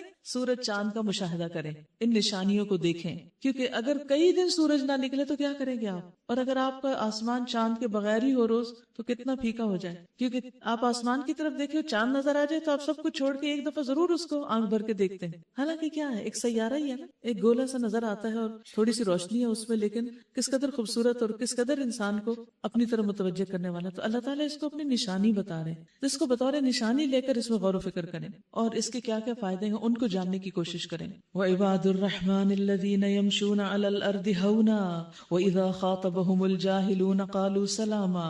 رحمان کے اصلی بندے وہ ہیں جو زمین پر نرم چال چلتے ہیں، آہستہ چلتے ہیں۔ آہستہ چلنے سے مراد بیماروں جیسی چال نہیں، بھلے مانسوں کی چال ہے، شرافت کی چال ہے، باوقار چال ہے۔ اور جاہل ان کے منہ آئیں تو کہہ دیتے ہیں تم کو سلام۔ بحث نہیں کرتے، لوگوں سے لڑائیاں نہیں کرتے کہ ہر جگہ بازو اٹھا کے کھڑے ہو جائیں کہ آپ بیل مجھے مار، دوسروں میں خود بخود ان کو چھیڑا چھاڑی کریں کہ لڑائی ہو کسی طرح۔ کچھ بچوں کو گھر میں بڑا مزہ آتا ہے بہن بھائیوں کو چھیڑ کر، تو یہ آیت ہر جگہ کے لیے ہے۔ والذین یبیتون لربہم سجدا وقیاما، یعنی پازیٹیو، مفید، مثبت انداز میں علمی گفتگو کرنا، بحث مباحثہ کرنا وہ تو ٹھیک ہے، لیکن جہاں اس گفتگو سے مراد دوسروں کو ذلیل کرنا ہو یا دوسروں کو ستانا ہو تو وہ پسندیدہ نہیں، یا دوسروں سے خواہ مخواہ دین کے معاملے میں حجتیں کرنا۔ تو جب آپ کو یہ پتہ چل جائے کہ دوسرا شخص صرف دین کے معاملے میں حجت کر رہا ہے تو اس کی بات کا جواب نہ دیں۔ سوالوں کے جواب اس وقت تک دیں جب تک کوئی شخص سیکھنا چاہتا ہو یا جاننا چاہتا ہو، اور جو جاننا نہیں چاہتا صرف اعتراض کرنا چاہتا ہے، یمین میں نکالنا چاہتا ہے، اس کو سلام کر دیں۔ والذین یبیتون لربہم سجدا وقیاما، جو اپنے رب کے حضور سجدے اور قیام میں راتیں گزارتے ہیں، سال کی چند راتیں، ایاما معدودات۔ والذین یقولون ربنا اصرف عنا عذاب جہنم، جو دعائیں کرتے ہیں کہ اے ہمارے رب جہنم کے عذاب سے ہم کو بچا لے، اس کا عذاب تو جان کا لاگو ہے، وہ تو بڑا ہی برا مستقر اور مقام ہے۔ جو خرچ کرتے ہیں تو نہ فضول خرچی کرتے ہیں نہ بخل کرتے ہیں، بلکہ ان کا خرچ دونوں انتہاؤں کے درمیان اعتدال پر قائم رہتا ہے۔ جو اللہ کے سوا کسی اور کو معبود نہیں پکارتے، اللہ کی حرام کی ہوئی کسی جان کو ناحق ہلاک نہیں کرتے، اور نہ زنا کے مرتکب ہوتے ہیں۔ یہ کام جو کوئی کرے، کون سا؟ شرک، قتل، زنا، وہ اپنے گناہ کا بدلہ پائے گا۔ قیامت کے روز اس کو مکرر عذاب دیا جائے گا، یعنی بار بار عذاب دیا جائے گا، اور اسی میں وہ ہمیشہ ذلت کے ساتھ پڑا رہے گا۔ یعنی اگر کوئی توبہ نہیں کرتا اور اسی حال میں ڈیتھ ہو گئی تو پھر قیامت کے دن شدید پکڑ ہوگی، الا یہ کہ کوئی ان گناہوں کے بعد توبہ کر چکا ہو اور ایمان لا کر عمل صالح کرنے لگا ہو۔ ایسے لوگوں کی برائیوں کو اللہ بھلائیوں سے بدل دے گا، اور اللہ بڑا غفور الرحیم ہے۔ تو اس سے کیا پتہ چلتا ہے کہ اگر کسی سے شرک ہو چکا ہو جانے یا انجانے میں، یا پھر قتل عورتوں کے ساتھ جو قتل متعلق ہے وہ اپنے پیٹ کے بچے کو ضائع کر دینا، یا یعنی چھوٹے بچے کو کسی طرح مار دینا، یا اس سے نیگلیجنس اختیار کرنا، اور تیسری چیز زنا۔ تو اس میں کوئی بھی برائی کسی سے اگر ہو چکی ہو تو اس کے لیے کیا حکم ہے کہ انسان توبہ کرے اور ایمان لائے اور نیک عمل کرے۔ ایمان لائے، جی ہاں، جب انسان زنا کرتا ہے تو اس کا ایمان اٹھ جاتا ہے، ختم ہو جاتا ہے۔ تو اگر کسی سے ایسی کوئی برائی ہوئی ہو تو وہ اپنے ایمان کی تجدید کرے اور پھر نیک عمل کرے تاکہ پچھلی برائیوں کا کفارہ ہو سکے۔ فَأُولَٰئِكَ يُبَدِّلُ اللَّهُ سَيِّئَاتِهِمْ حَسَنَاتٍ، ایسے لوگوں کی برائیاں اللہ بھلائیوں میں بدل دے گا۔ یعنی پھر وہ بار بار جب اللہ کے آگے روتے ہیں، پلٹتے ہیں، تو اللہ تعالیٰ اس توبہ کو لکھتا چلا جاتا ہے اور نیکیوں میں اضافہ ہو جاتا ہے۔ ایک حدیث میں آتا ہے کہ ایک شخص نبی صلی اللہ علیہ وسلم کے پاس آیا اور کہا، ایسے آدمی کے بارے میں آپ کا کیا خیال ہے جس نے تمام گناہوں کا ارتکاب کیا ہو اور کوئی گناہ نہ چھوڑا ہو، ہر طرح کی برائیاں کی ہوں، اس سلسلے میں اس نے اپنی ہر چھوٹی بڑی حاجت اور خواہش پوری کر لی ہو، کیا اس شخص کے لیے بھی کوئی توبہ ہے؟ یعنی اتنا بڑا گناہگار۔ آپ نے فرمایا، کیا تم مسلمان ہو گئے ہو؟ اس نے کہا، اشہد اللہ الہ الا اللہ وانک رسول اللہ۔ آپ نے فرمایا، تم نیک عمل کرتے رہو اور برائیوں کو چھوڑ دو، اللہ تمہارے سارے گناہوں کو نیکیوں میں بدل دے گا۔ یعنی برائی کرنے کے بعد جب کوئی شخص نیکی شروع کر دیتا ہے اور نیکی پر اسٹیڈ فاسٹ رہتا ہے تو پچھلی برائیاں جو وہ بھی نیکیاں بن جاتی ہیں۔ تو اس نے کہا، میرے تمام فریبوں اور بدکاریوں کو بھی اللہ نیکیاں بنا دے گا؟ آپ نے فرمایا ہاں۔ پھر اس شخص نے اللہ اکبر کہا، اور جب تک وہ نظروں سے اوجھل نہ ہو گیا مسلسل اللہ اکبر اللہ اکبر، یہ خوشی کے مارے تکبیر پڑھتا رہا کہ اللہ سبحانہ تعالیٰ اتنا مہربان ہے۔ لیکن شرط کیا ہے کہ انسان پھر اپنی توبہ میں سچا ہو، یعنی ادھر توبہ کر لے ادھر پھر دوسرے دن اپنی مرضی کرنے بیٹھ جائے کہ گناہ تو معاف ہو ہی جاتے ہیں، اس لیے کیا فرق پڑتا ہے۔ والذین لا یشہدون الزور، اور رحمان کے بندے وہ ہیں جو جھوٹ کے گواہ نہیں بنتے، اور کسی لغو چیز پر ان کا گزر ہو جائے تو شریف آدمیوں کی طرح گزر جاتے ہیں۔ یعنی نہ تو وہ جھوٹی گواہی دیتے ہیں اور نہ ہی جھوٹ کا مشاہدہ کرتے ہیں۔ جھوٹی قصے کہانیاں ان کو اٹریکٹ ہی نہیں کرتے۔ جس بات میں جھوٹ ہو، چاہے وہ مذاق اور ہنسنے کے لیے کی جائے، ان کو اس پر ہنسی نہیں آتی کیونکہ ان کا وہ ٹیسٹ ہی نہیں، یعنی جھوٹ سے وہ خوش نہیں رہتے۔ اور دوسری بات یہ کہ لغو میں جو لوگ مشغول ہوں وہ ان پر بس ایک نظر ڈال کر آگے بڑھ جاتے ہیں، شریک نہیں ہوتے لغو کاموں میں۔ بالکل ایسے جیسے کوئی گندگی کے ڈھیر کے پاس سے گزر رہا ہو تو کیا کرے گا، اچھا میں دیکھوں یہ تھوڑا سا کھول کے کہ اس میں کوئی کھانے کی چیز تو نہیں، کیا پتا کسی کا کوئی زیور گر گیا ہو بیچ میں تو مجھے مل جائے۔ کبھی آپ نے کوڑا چنتے بچوں کو دیکھا ہے اور کوڑے کا ڈھیر کھولتے ہوئے دیکھا ہے لوگوں کو؟ تو جو اللہ کے بندے ہوتے ہیں انہیں گندی باتوں اور برائیوں اور گناہوں اور جھوٹی چیزوں اور ایون کے لغو جن کا نہ دنیا میں فائدہ ہے نہ آخرت میں فائدہ ہے، ایسی چیزوں سے کوئی دلچسپی نہیں ہوتی۔ وہ ان چیزوں پر سے گزر جائیں تو شریف آدمیوں کی طرح گزر جاتے ہیں، نظر اٹھا کے بھی نہیں دیکھتے۔ یہاں یاد رکھیے، میں بار بار کہہ رہی ہوں، لغو کون سی چیز ہوتی ہے؟ جس کا نہ دنیا میں فائدہ نہ آخرت میں فائدہ۔ یعنی مومن بندے اپنے وقت ضائع نہیں کرتے صرف فضول کی ہابیز اور مشغلوں میں۔ جنہیں ان کے رب کی آیات سنا کر نصیحت کی جاتی ہے تو وہ اس پر اندھے اور بہرے بن کر نہیں رہ جاتے، یعنی کہ نصیحت کو غور سے سنتے ہیں اور پھر اس پر عمل کرتے ہیں، جو دعائیں مانگا کرتے ہیں، اے ہمارے رب ہمیں اپنی بیویوں اور اپنی اولادوں سے آنکھوں کی ٹھنڈک دے اور ہمیں پرہیزگاروں کا امام بنا، یعنی نیکی میں بہت آگے بڑھا۔ حضرت عمر نے عرض کیا، یا رسول اللہ صلی اللہ علیہ وسلم، کون سا مال ہم اپنے پاس رکھیں؟ نبی صلی اللہ علیہ وسلم نے فرمایا کہ تم میں سے ہر ایک کو چاہیے کہ وہ شکر گزار دل، ذکر کرنے والی زبان اور ایسی بیوی رکھے جو امور آخرت پر اس کی مدد کرنے والی ہو۔ تین چیزیں جو ہیں وہ ضروری ہیں۔ کون کون سی؟ شکر گزار دل کہ اللہ میں آپ سے راضی ہوں، تکلیف بھی ہو تو انسان کے یا اللہ میں راضی ہوں، اور ذکر کرنے والی زبان کہ ہر لمحہ انسان اللہ کو یاد کرتا رہے، اور تیسری چیز نیک بیوی کہ جو اپنے شوہر کو آخرت پر مدد دے۔ اکثر عورتیں کہتی ہیں نا، یہ کیا، یہ بھی ہماری ذمہ داری، مرد کیوں نہیں ہمیں بتاتے، وہی بتائیں، وہی ذمہ دار ہیں، وہ قوام ہیں، وہ گھر کے بڑے ہیں، وہ ہمیں سیدھا رکھے۔ نہیں، عورت کی بھی ذمہ داری ہے کہ وہ شوہر کی آخرت کی فکر کرے اور اس کو اچھے کام بتاتی رہے۔ اولئک یجزون الغرفۃ بما صبروا ویلقون فیہا تحیۃ وسلاما، ایسے لوگ اپنے صبر کا پھل بلند منزل کی شکل میں پائیں گے، آداب و تسلیمات سے ان کا استقبال ہوگا اور اس میں وہ ہمیشہ رہنے والے ہیں۔ کیا ہی اچھا ہے مستقر اور وہ مقام۔ اے محمد صلی اللہ علیہ وسلم، لوگوں سے کہیے، میرے رب کو تمہاری کیا حاجت پڑی اگر تم اس کو نہ پکارو، اب کہ تم نے جھٹلا دیا ہے، ان قریب وہ سزا پاؤ گے کہ جان چھڑانی محال ہوگی۔ سورۃ الشعراء۔ سورۃ الشعراء شروع کرتی ہوں اللہ کے نام سے جو بے انتہا مہربان نہایت رحم فرمانے والا ہے۔ بسم اللہ الرحمن الرحیم۔ طاسیم میم، تلک آیات الکتاب المبین، لعلک باخع نفسک الا یکونوا مؤمنین، ان نشأ ننزل علیہم من السماء آیۃ فظلت اعناقہم لہا خاضعین۔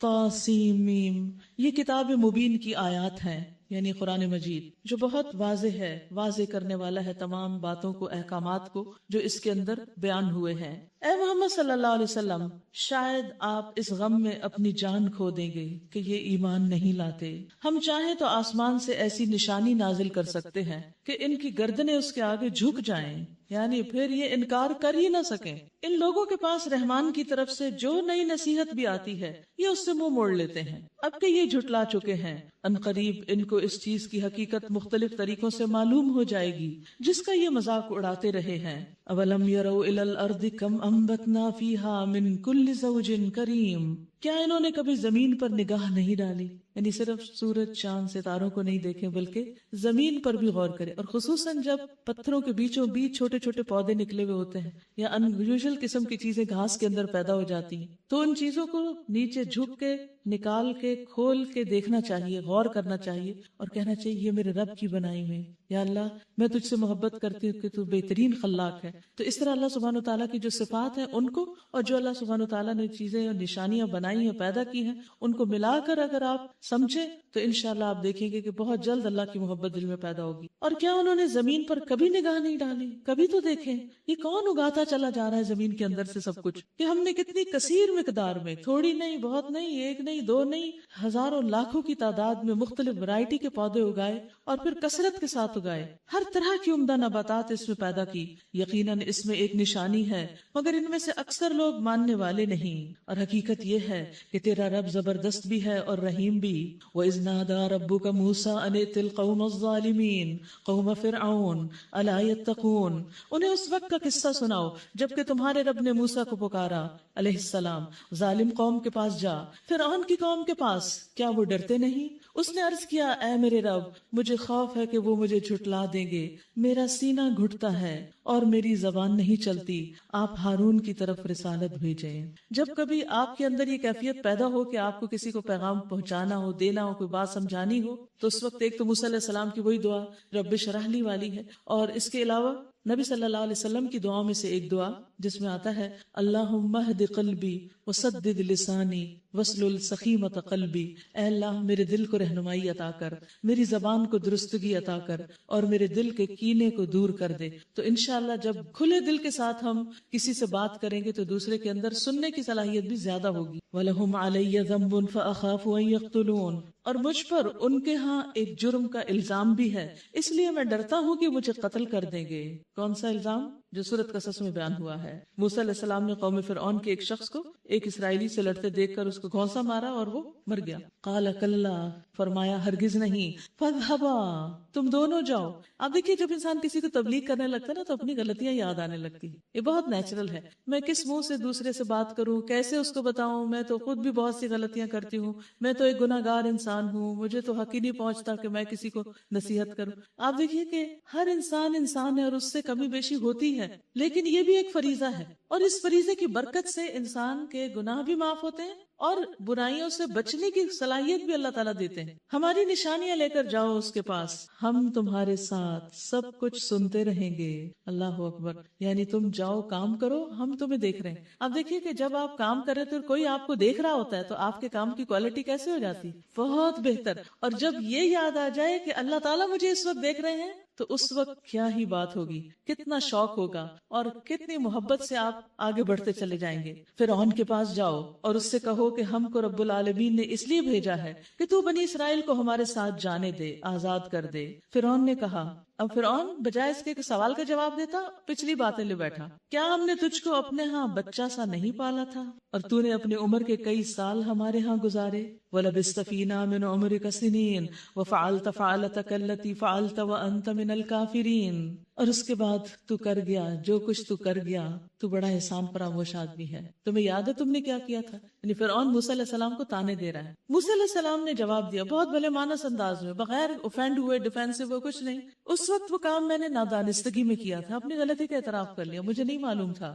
اور یہی اچھا طریقہ ہوتا ہے کہ جب کوئی آپ پر الزام تراشی کرے، آپ کو پچھلی زندگی کے کہ 900 چوہے کھا کر اب حج کرنے چلی، اب تم نیکی کے بڑی باتیں کرنا شروع ہوگی، تم بھی تو ہماری جیسی تھی. جیسے خاص طور پر انسان اپنے اولڈ فرینڈز کو اگر کوئی دعویٰ کا کام کرے تو ایسی باتیں بعض اوقات سننے کو ملتی ہیں. تو اس وقت انسان کیا کہے، یہی انڈر لائن کیجئے، فَأَلْتُهَا إِذًا وَأَنَا مِنَ الضَّالِّينَ. ہاں میں نے کیا جب میں لا علم تھا، مجھے پتا نہیں تھا، مجھے اس وقت معلوم نہیں تھا. اب مجھے پتا چلا ہے تو میرا دل چاہتا ہے آپ سب کو بھی بتا دوں. پھر میں تمہارے خوف سے بھاگ گیا. کتنی سچی بات، پر سر دربار میں تمہارے خوف سے بھاگا. جتنا سچ بولیں گے نا اتنا آپ کو کانفیڈنس زیادہ ہوگا، اتنا آپ کے اندر اطمینان زیادہ ہوگا. اس کے بعد میرے رب نے مجھ کو حکم عطا کیا اور مجھے رسولوں میں شامل فرما لیا. اپنی نعمتوں کا بھی ذکر، اپنی کوتاہی کا بھی، اپنی مشکل کا بھی اور اپنی نعمت کا بھی. رہا تیرا احسان. اس سے پتہ چلتا نا اللہ نے موسیٰ علیہ السلام کو کیوں چنا تھا. کتنے خوبصورت جواب ہے. رہا تیرا احسان جو تو نے مجھ پر جتایا ہے، تو اس کی حقیقت یہ ہے کہ تو نے بنی اسرائیل کو غلام بنا لیا تھا. میں تیرے گھر میں کیوں پلتا، میں اپنے گھر کیوں نہ پلتا اگر تو نے ہماری قوم کو غلام نہ بنایا ہوتا اور تو بیٹوں کو ذبح نہ کر رہا ہوتا. تو فرعون کے پاس کوئی جواب نہیں. فرعون کہتا ہے وَمَا رَبُّ الْعَالَمِينَ. اور یہ رب العالمین کیا ہوتا ہے؟ صرف چھیڑ رہا ہے، یہ نہیں کہ معلوم کرنا ہے اس کو. موسیٰ علیہ السلام نے بھی بہترین جواب دیا. یہ نہیں کہا کہ تم یہ سوال کیوں کر رہے ہو، مجھے پتا تم کیوں کر رہے ہو. نہیں، بینیفٹ آف ڈاؤٹ دیا. آسمانوں اور زمین کا رب اور ان سب چیزوں کا رب جو آسمان و زمین کے درمیان ہیں، اگر تم یقین لانے والے ہو، اگر تم یقین لانے والے ہو. فرعون نے اپنے گرد و پیش کے لوگوں سے کہا سنتے ہو؟ الا تستمعون قال ربکم ورب آبائکم الاولین. موسیٰ علیہ السلام نے کہا تمہارا رب بھی اور تمہارے ان آباء و اجداد کا رب بھی جو گزر چکے ہیں. فرعون نے حاضرین سے کہا تمہارے یہ رسول صاحب جو تمہاری طرف بھیجے گئے ہیں بالکل ہی پاگل معلوم ہوتے ہیں. یعنی اتنی سمجھداری کی باتیں، اتنی سچی باتیں سن کر پاگل قرار دے دیا. آج بھی ایسے ہی کرتے ہیں لوگ. موسیٰ علیہ السلام نے اس جملے کو گویا سنا ہی نہیں. اگر کوئی آپ کو پاگل کہے تو اس کے بعد آپ کا ری ایکشن کیا ہوگا؟ آپ سارا کام چھوڑ کے پاگل کا جواب دینے لگیں گے اور پاگل ہو جائیں گے. لیکن موسیٰ علیہ السلام نے اس بات کو اگنور کر دی، گویا سنا ہی نہ ہو.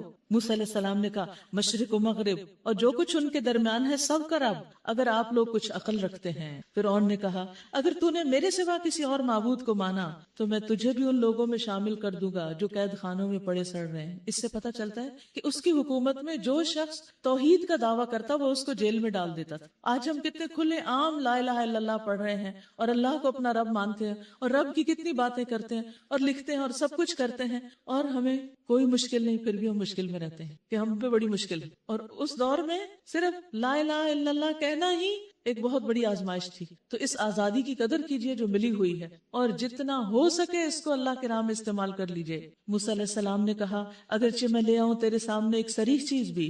فرعون نے کہا اچھا تو لے آ اگر تو سچا ہے، یعنی معجزات دکھانا چاہ رہے تھے موسیٰ علیہ السلام، اور اس سے پہلے زمین ہموار کی اور پوچھا بھی۔ اس کی زبان سے یہ بات نکلتے ہی موسیٰ علیہ السلام نے اپنا عصا پھینکا اور یکا یک وہ ایک صریح اژدہا تھا۔ پھر اس نے اپنا ہاتھ بغل سے کھینچا، وہ سب دیکھنے والوں کے سامنے چمک رہا تھا۔ سین ملاحظہ کیجئے، امیجن کیجئے کہ سانپ دوڑ رہا ہے اور ہاتھ چمک رہا ہے، سارا ماحول روشن ہو گیا۔ کیا اب بھی نہیں نظر آ رہی ہیں نشانیاں؟ نہیں، ان کو نہیں نظر آ رہی تھی، وہ مان کے نہیں دیے۔ تو وہی بات جو شروع میں نے کی نا، کہ جو لوگ سنجیدہ نہیں ہوتے وہ یہ مطالبے کرتے ہیں اللہ تعالیٰ کو دکھا دو، فرشتوں کو دکھا دو، یہ نشانی دکھا دو، وہ معجزہ دکھا دو۔ جب معجزہ آ جاتا ہے پھر اس سے بڑی چیز کا مطالبہ کرتے ہیں یا اس کی تحقیر کرتے ہیں۔ فرعون اپنے گرد و پیش کے سرداروں سے بولا یہ شخص یقیناً ایک ماہر جادوگر ہے، چاہتا ہے کہ اپنے جادو کے زور سے تم کو تمہارے ملک سے نکال دے۔ معجزے کو جادو قرار دے دیا۔ اب بتاؤ تم کیا حکم دیتے ہو؟ انہوں نے کہا اسے اور اس کے بھائی کو روک لیجئے اور شہروں میں ہرکارے بھیج دیجئے کہ ہر سیانے جادوگر کو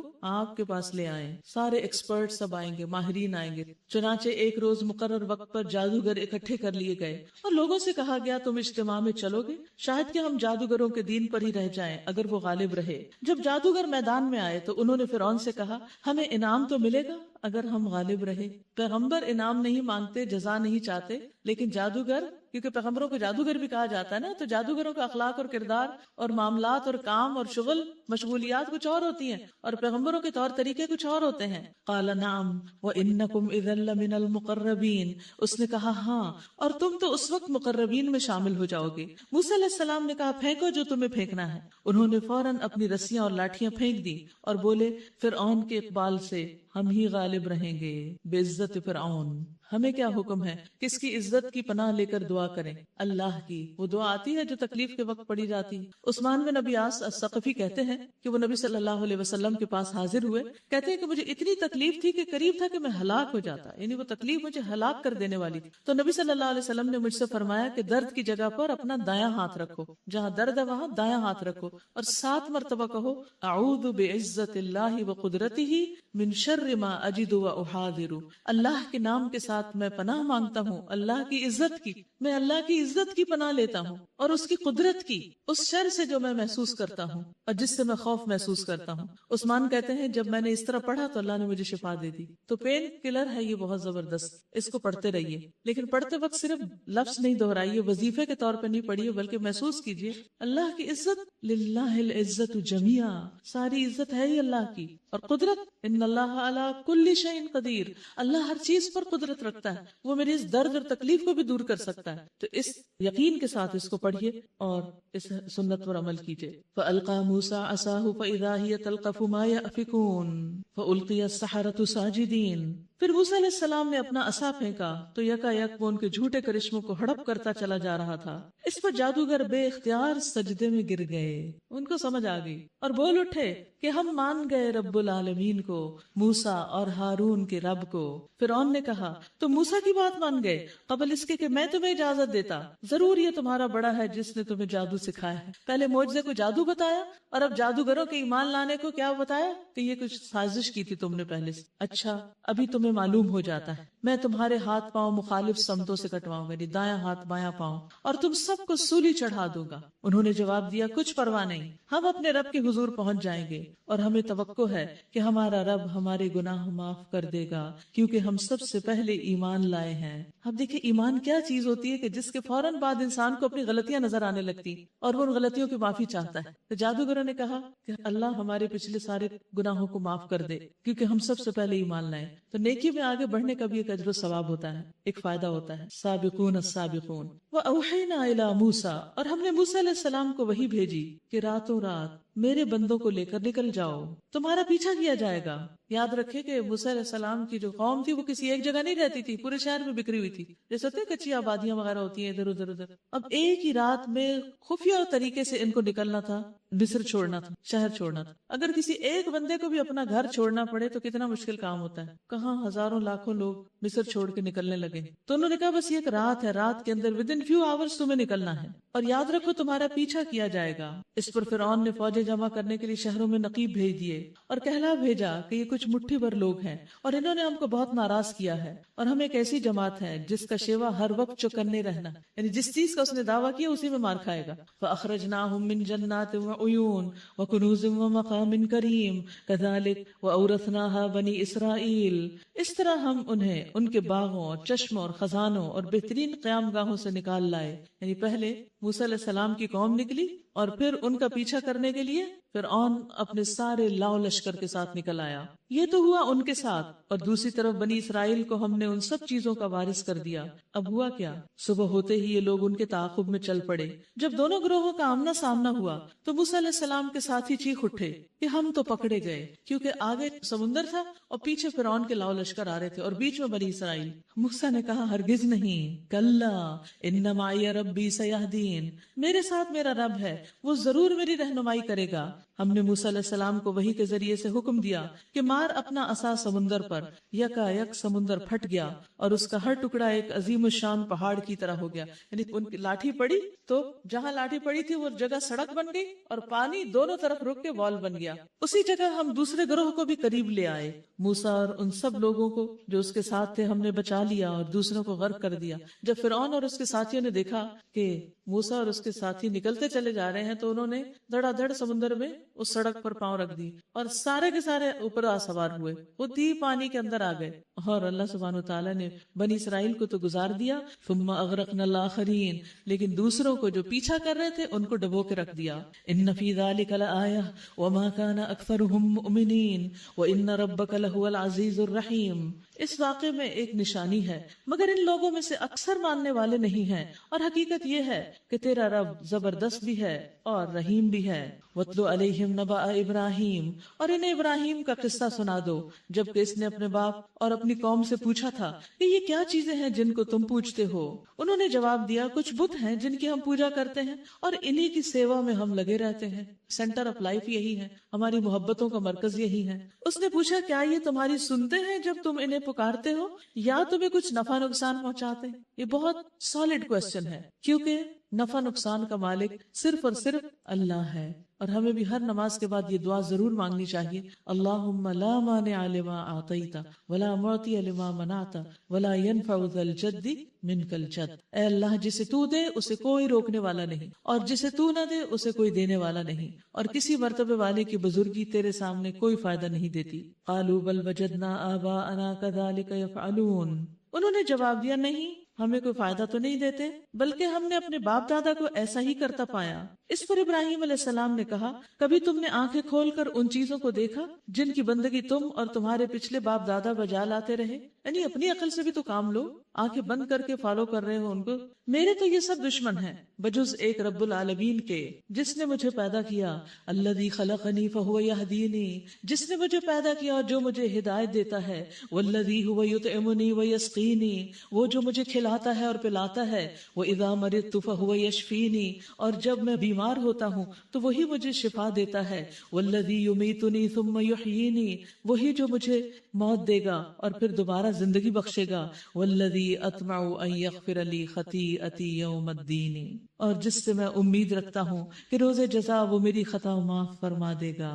یہ ہے رب العالمین جس کو ابراہیم علیہ السلام پوجتے تھے، اور اس کے برعکس پوری قوم آنکھیں بند کیے ہوئے ان بے جان بتوں کی پوجا میں لگی ہوئی تھی جو کچھ بھی نہیں کرتی، نہ کھلاتے ہیں نہ پلاتے ہیں۔ یعنی مجھے بتاؤ تمہارے بت تمہیں کیا دیتے ہیں کہ تم ان کی اتنی سیوا کرتے ہو، اور میرا رب تو مجھے اتنا کچھ دیتا ہے تو تم میرے رب کی پیروی کیوں نہیں کرتے؟ اس کے بعد انہوں نے دعا مانگی، کیا دعا؟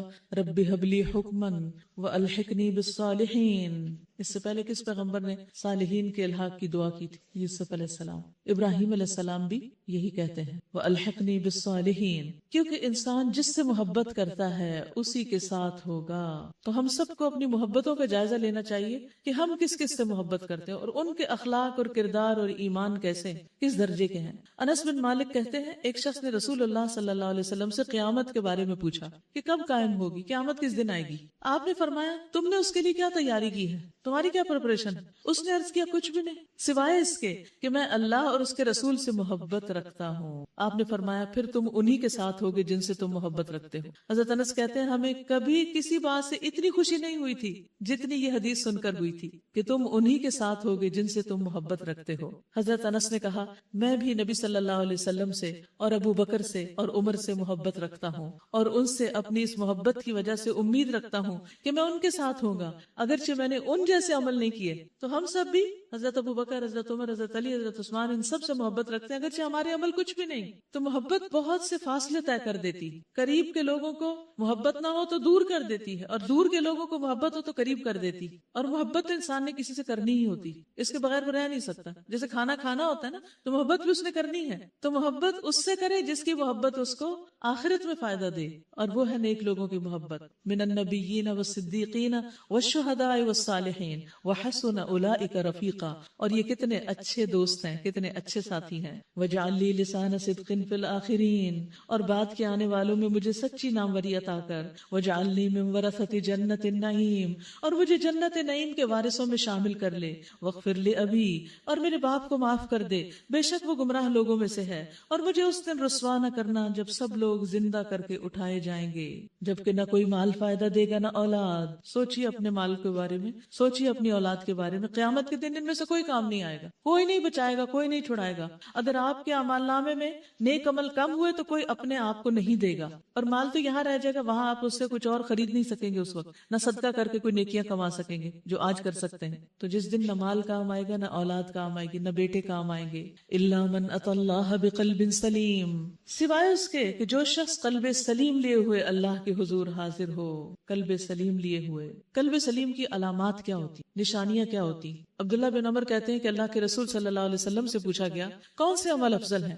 آپ نے فرمایا کہ ہر پاک صاف دل والا. قلب سلیم کس کا ہے؟ پاک صاف دل والا، زبان کا سچا. لوگوں نے کہا زبان کے سچے کو تو ہم پہچانتے ہیں، لیکن پاک صاف دل والا کون ہے؟ فرمایا پرہیزگار، صاف ستھرا، جس کے دل میں نہ گناہ ہو، نہ ظلم، نہ کینہ، نہ حسد. یہ ہے قلب سلیم. کنگالیے اپنے دل کو، دیکھیے کسی کے بارے میں بدگمانی، حسد، کینہ، بغض. اور شاید آپ کو نہ ہی نظر آئے، کیونکہ دل میلا ہو تو نظر نہیں آتے داغ دبے، دل صاف ہو تو پھر نظر آتے ہیں. پھر چھوٹا سا بھی حسد اور بغض نظر آنے لگتا ہے. سوچئے آپ کس کس کی برائی کرتے ہیں؟ جس کی برائی آپ کرتے ہیں وہ وہی ہے جس کے بارے میں آپ کا دل صاف نہیں. کیونکہ جب انسان کے دل میں کسی کے بارے میں کوئی بات آ جاتی ہے تو پھر وہ اس کو وینٹ آؤٹ کرنے کے لیے راہ ڈھونڈتا ہے، پھر وہ اس کے لیے غیبت کرتا ہے. تو دل کو سلامت رکھنا ایک بہت بڑا جہاد ہے. الا من اتى اللہ بقلب سلیم. یعنی دل دیکھے جائیں گے بیسیکلی ہمارے کہ دلوں میں کیا ہے، نیتوں میں کیا ہے، ارادے کیسے تھے، خواہشات کیا تھی، تمنائیں اور آرزویں کیا تھی، کس لیے جیتے تھے، کس لیے مرے تھے. وَأُزْلِفَتِ الْجَنَّةُ لِلْمُتَّقِينَ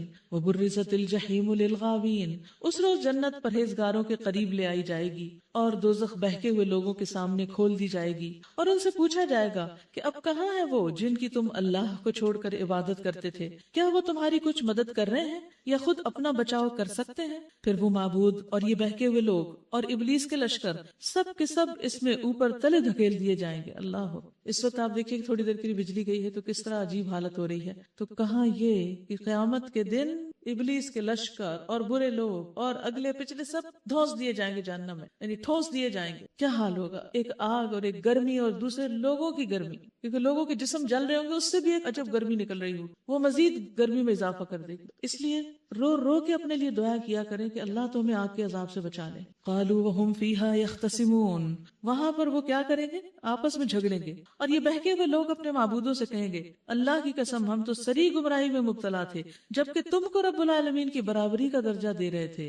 غلطی ہماری تھی اور وہ مجرم لوگ ہی تھے جنہوں نے ہم کو اس گمراہی میں ڈالا. اب نہ کوئی ہمارا سفارشی ہے اور نہ کوئی جگری دوست. کاش ہمیں ایک دفعہ پھر پلٹنے کا موقع مل جائے تو ہم مومن ہوں گے. ان فی ذلک لآیہ وما کان اکثرهم مؤمنین. یقیناً اس میں ایک بڑی نشانی ہے مگر ان میں سے اکثر لوگ ایمان لانے والے نہیں. وان ربک لہو العزیز الرحیم. اور حقیقت یہ ہے کہ تیرا رب زبردست بھی ہے اور رحیم بھی، یعنی لوگوں کو فوراً نہیں پکڑتا لیکن زبردست ہے کہ ہر ایک کو پکڑنے کی قوت رکھتا ہے. کذبت قوم نوح المرسلین اذ قال لهم اخوهم نوح الا تتقون.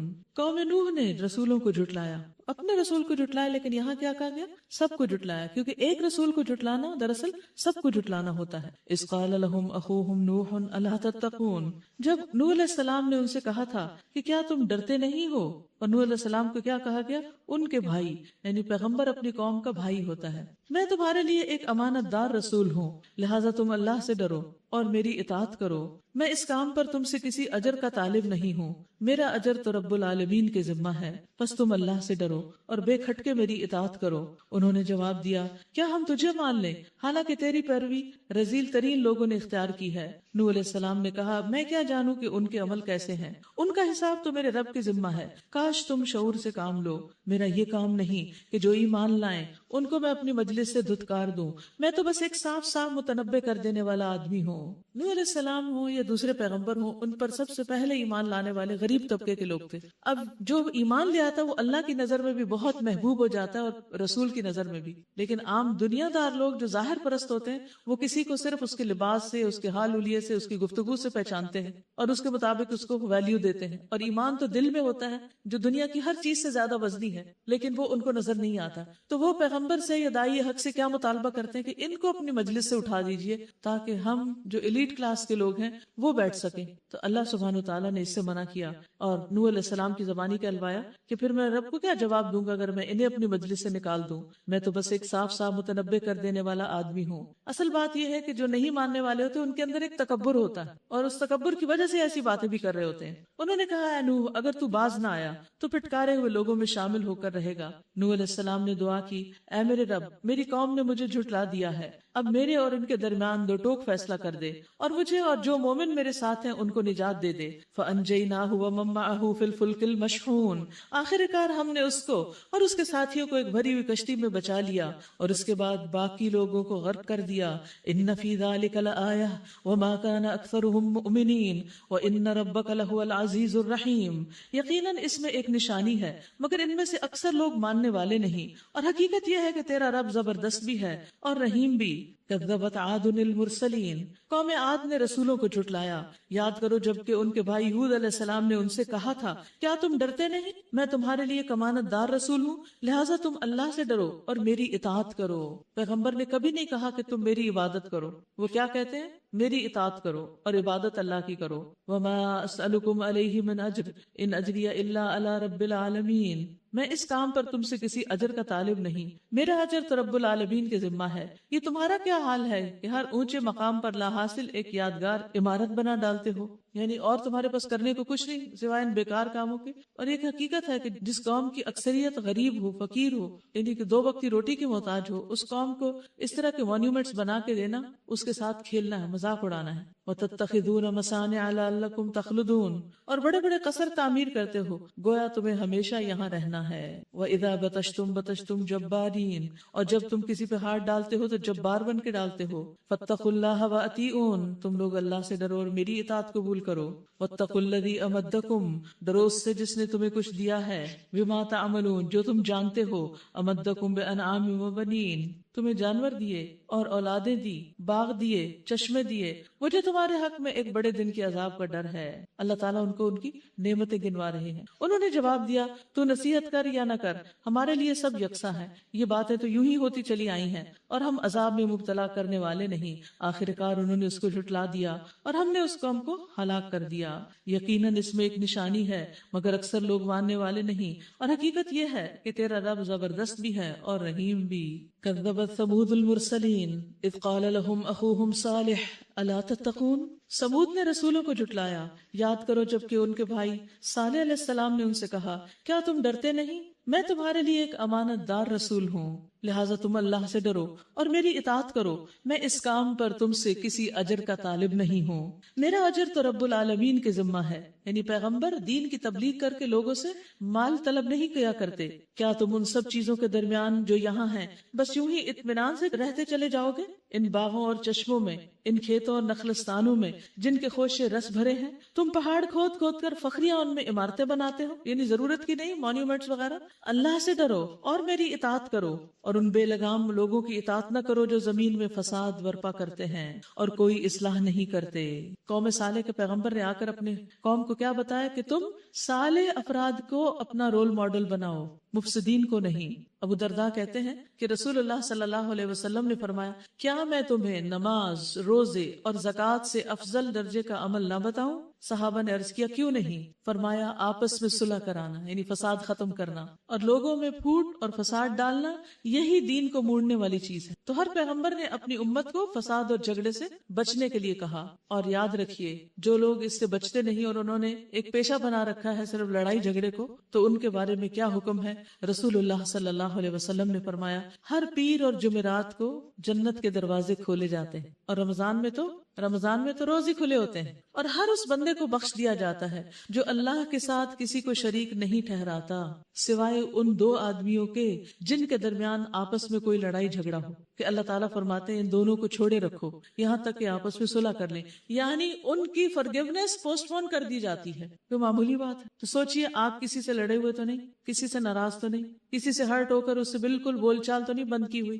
رمضان اچھا موقع ہے، ایک رمضان المبارک کا میسج بھیجیے اور سوری کر لیجئے اور لڑائی ختم کر دیجئے، کیونکہ اسی میں خیر اور بھلائی ہے۔ فسادی لوگ اللہ کو پسند نہیں۔ قالوا انما انت من المسحرین ما انت الا بشر مثلنا فأت بآیت ان کنت من الصادقین۔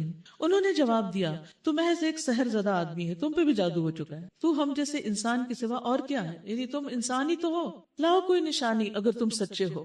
صالح علیہ السلام نے کہا، یہ اونٹنی ہے، ایک دن اس کے پانی پینے کا ہے اور ایک دن تم سب کے پانی لینے کا ہے، اس کو ہرگز نہ چھیڑنا ورنہ ایک بڑے دن کا عذاب تم کو آ لے گا۔ مگر انہوں نے اس کی کوچیں کاٹ ڈالی اور آخرکار پچھتاتے رہ گئے، عذاب نے انہیں آ لیا۔ ان فی ذلک لآیہ وما کان اکثرهم مؤمنین وان ربک لہو العزیز الرحیم۔ یقیناً اس میں ایک نشانی ہے مگر ان میں سے اکثر ماننے والے نہیں، اور حقیقت یہ ہے کہ تیرا رب زبردست بھی ہے اور رحیم بھی۔ کذبت قوم لوط المرسلین، لوط کی قوم نے رسولوں کو جھٹلایا۔ یاد کرو جبکہ ان کے بھائی لوط علیہ السلام نے ان سے کہا تھا، کیا تم ڈرتے نہیں ہو؟ میں تمہارے لیے ایک امانت دار رسول ہوں، لہٰذا تم اللہ سے ڈرو اور میری اطاعت کرو، میں اس کام پر تم سے کسی اجر کا طالب نہیں ہوں، میرا اجر تو اللہ رب العالمین کے ذمہ ہے۔ تو اس سے کیا پتہ چلتا ہے کہ پیغمبر لوگوں سے تبلیغ کے کام پر اجر نہیں مانگتے، صلہ نہیں مانگتے۔ اتأتون الذکران من العالمین وتذرون ما خلق لکم ربکم من ازواجکم بل انتم قوم عادون۔ کیا تم دنیا کی مخلوق میں سے مردوں کے پاس جاتے ہو اور تمہاری بیویوں میں تمہارے رب نے تمہارے لیے جو کچھ پیدا کیا ہے اس کو چھوڑ دیتے ہو، بلکہ تم تو حد سے گزرے ہوئے لوگ ہو۔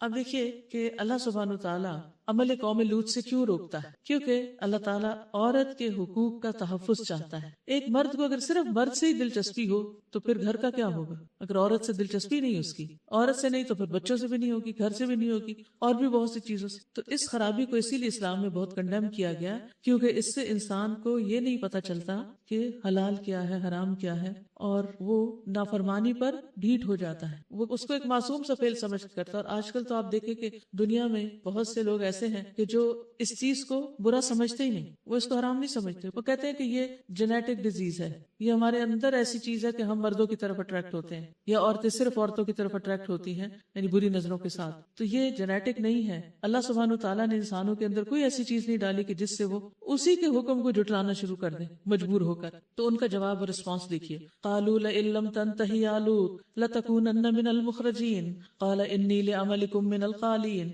انہوں نے کہا، اے لوط اگر تو ان باتوں سے باز نہ آیا تو جو لوگ ہماری بستیوں سے نکالے گئے ہیں ان میں تو بھی شامل ہو کر رہے گا، یعنی اس سے پہلے جس نے بھی ہمارے خلاف زبان کھولی ہے یا ہماری حرکتوں پر کوئی احتجاج کیا ہے یا ہماری مرضی کے خلاف کام کیا، اسے ہم نے بستی سے نکال دیا، اور یہاں صرف ایک ہی جیسے لوگ رہتے ہیں جن کا ایک ہی انٹرسٹ ہے، اور تو بھی ان میں شامل ہو کر رہے گا۔ اس نے کہا، تمہارے کرتوتوں پر جو لوگ کوڑ رہے ہیں میں ان میں شامل ہوں، اے پروردگار مجھے اور میرے اہل و عیال کو ان کی بدکرداریوں سے نجات دے۔ اب لوط علیہ السلام اللہ تعالیٰ کو پکارتے ہیں۔ یہی ہم سب کو کرنا چاہیے کہ جب ہم اپنا میسج کنوے کر دیں اور دوسری طرف سے دھمکیاں ملنا شروع ہو جائیں تو آپ اپنے رب کا دامن تھام لیں، دعاؤں کی کثرت کر دیں، خوب خوب اللہ کو پکاریں، رو رو کر پکاریں، اور اللہ تعالیٰ سننے والا ہے۔ تو انہوں نے رب العالمین کو کیا پکارا کہ مجھے اور میرے اہل و عیال کو ان بدکرداریوں سے نجات دے۔ آخرکار ہم نے اسے اور اس کے سب اہل و عیال کو بچا لیا، سوائے ایک بڑھیا کے جو پیچھے رہ جانے والوں میں سے تھی، یعنی ان کی بیوی۔ باقی ماندہ لوگوں کو ہم نے تباہ کر دیا اور ان پر برسائی ایک برسات، بڑی ہی بری بارش تھی جو ان ڈرائے جانے والوں پر نازل ہوئی۔ ان فی ذلک لآیہ وما کان اکثرهم مؤمنین وان ربک لہو العزیز الرحیم، یقیناً اس میں ایک نشانی ہے مگر ان میں سے اکثر لوگ ماننے والے نہیں، اور حقیقت یہ ہے کہ تیرا رب بڑا زبردست اور رحیم ہے۔ کذب اصحاب الایکۃ المرسلین، اصحاب الایکہ نے رسولوں کو جھٹلایا، اذ قال لهم شعیب الا تتقون، یاد کرو جب کہ شعیب علیہ السلام نے ان سے کہا تھا کیا تم ڈرتے نہیں؟ آپ دیکھ رہے ہیں سملیرٹی سارے پیغمبروں کی باتوں میں، سارے آ کے اپنے رب کی بات کرتے اور کہتے ہیں تم رب سے ڈرتے نہیں، تمہیں ڈر نہیں لگتا کہ تم کس کی نافرمانی کر رہے ہو؟ انی لکم رسول امین فاتقوا اللہ واطیعون، سیم میسج، میں تمہارے لیے ایک امانت دار رسول ہوں، لہٰذا تم اللہ سے ڈرو اور میری اطاعت کرو۔ وما اسألکم علیہ من اجر ان اجری الا علی رب العالمین، میں اس کام پر تم سے کسی اجر کا طالب نہیں، میرا اجر تو رب العالمین کے ذمہ ہے۔ پھر وہی بات کہی انہوں نے بھی، اوفوا الکیل ولا تکونوا من المخسرین، پیمانے ٹھیک بھرو اور کسی کو گھاٹا نہ دو۔ یہ لوگ تجارت پیشہ لوگ تھے، قوم شعیب جو تھی، تو ان کا جو ویک پوائنٹ تھا وہ تجارت تھی، اور اس میں وہ لوگوں کو ناپ تول میں کمی کرتے تھے۔ صحیح ترازو سے تولو، لوگوں کو ان کی چیزیں کم نہ دو، زمین میں فساد نہ پھیلاتے پھرو، اور اس ذات کا خوف کرو جس نے تمہیں اور گزشتہ نسلوں کو پیدا کیا۔ انہوں نے کہا تو محض ایک سحر زدہ آدمی، سیم الزام، اور تو کچھ نہیں ہے مگر ایک انسان ہم ہی جیسا، اور ہم تو تجھے بالکل جھوٹا سمجھتے ہیں، اگر تو سچا ہے تو ہم پر آسمان کا کوئی ٹکڑا گرا دے۔ شعیب علیہ السلام نے کہا میرا رب جانتا ہے اور جو کچھ تم کر رہے ہو یعنی اس سب سے خوب واقف ہے۔ انہوں نے اس کو جھٹلا دیا، آخر کار چھتری والے دن کا عذاب ان پر آ گیا، اور وہ بڑے ہی خوفناک دن کا عذاب تھا۔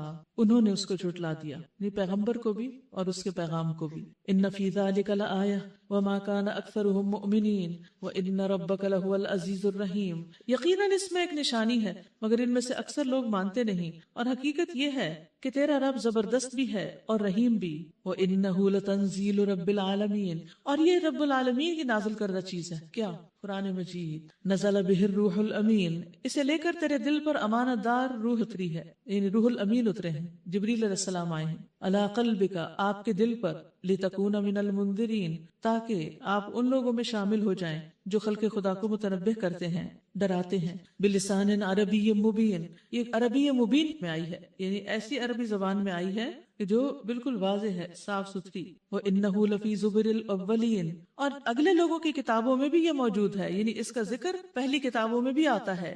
أَوَلَمْ يَكُنْ لَهُمْ آيَةً أَنْ يَعْلَمَهُ عُلَمَاءُ بَنِي إِسْرَائِيلَ، کیا یہ بھی ایک نشانی نہیں کہ اسے علماء بنی اسرائیل جانتے ہیں؟ وَلَوْ نَزَّلْنَاهُ عَلَى بَعْضِ الْأَعْجَمِينَ، لیکن اگر ہم اسے کسی اجمی پر بھی نازل کر دیتے، فَقَرَأُوهُ عَلَيْهِمْ، وہ اس کو ان پر پڑھ کے سناتا، مَا كَانُوا بِهِ مُؤْمِنِينَ، تو وہ ایمان لانے والے نہ ہوتے۔ كَذَلِكَ سَلَكْنَاهُ فِي قُلُوبِ الْمُجْرِمِينَ، اسی طرح ہم اس ذکر کو مجرموں کے دلوں میں سے گزار رہے ہیں۔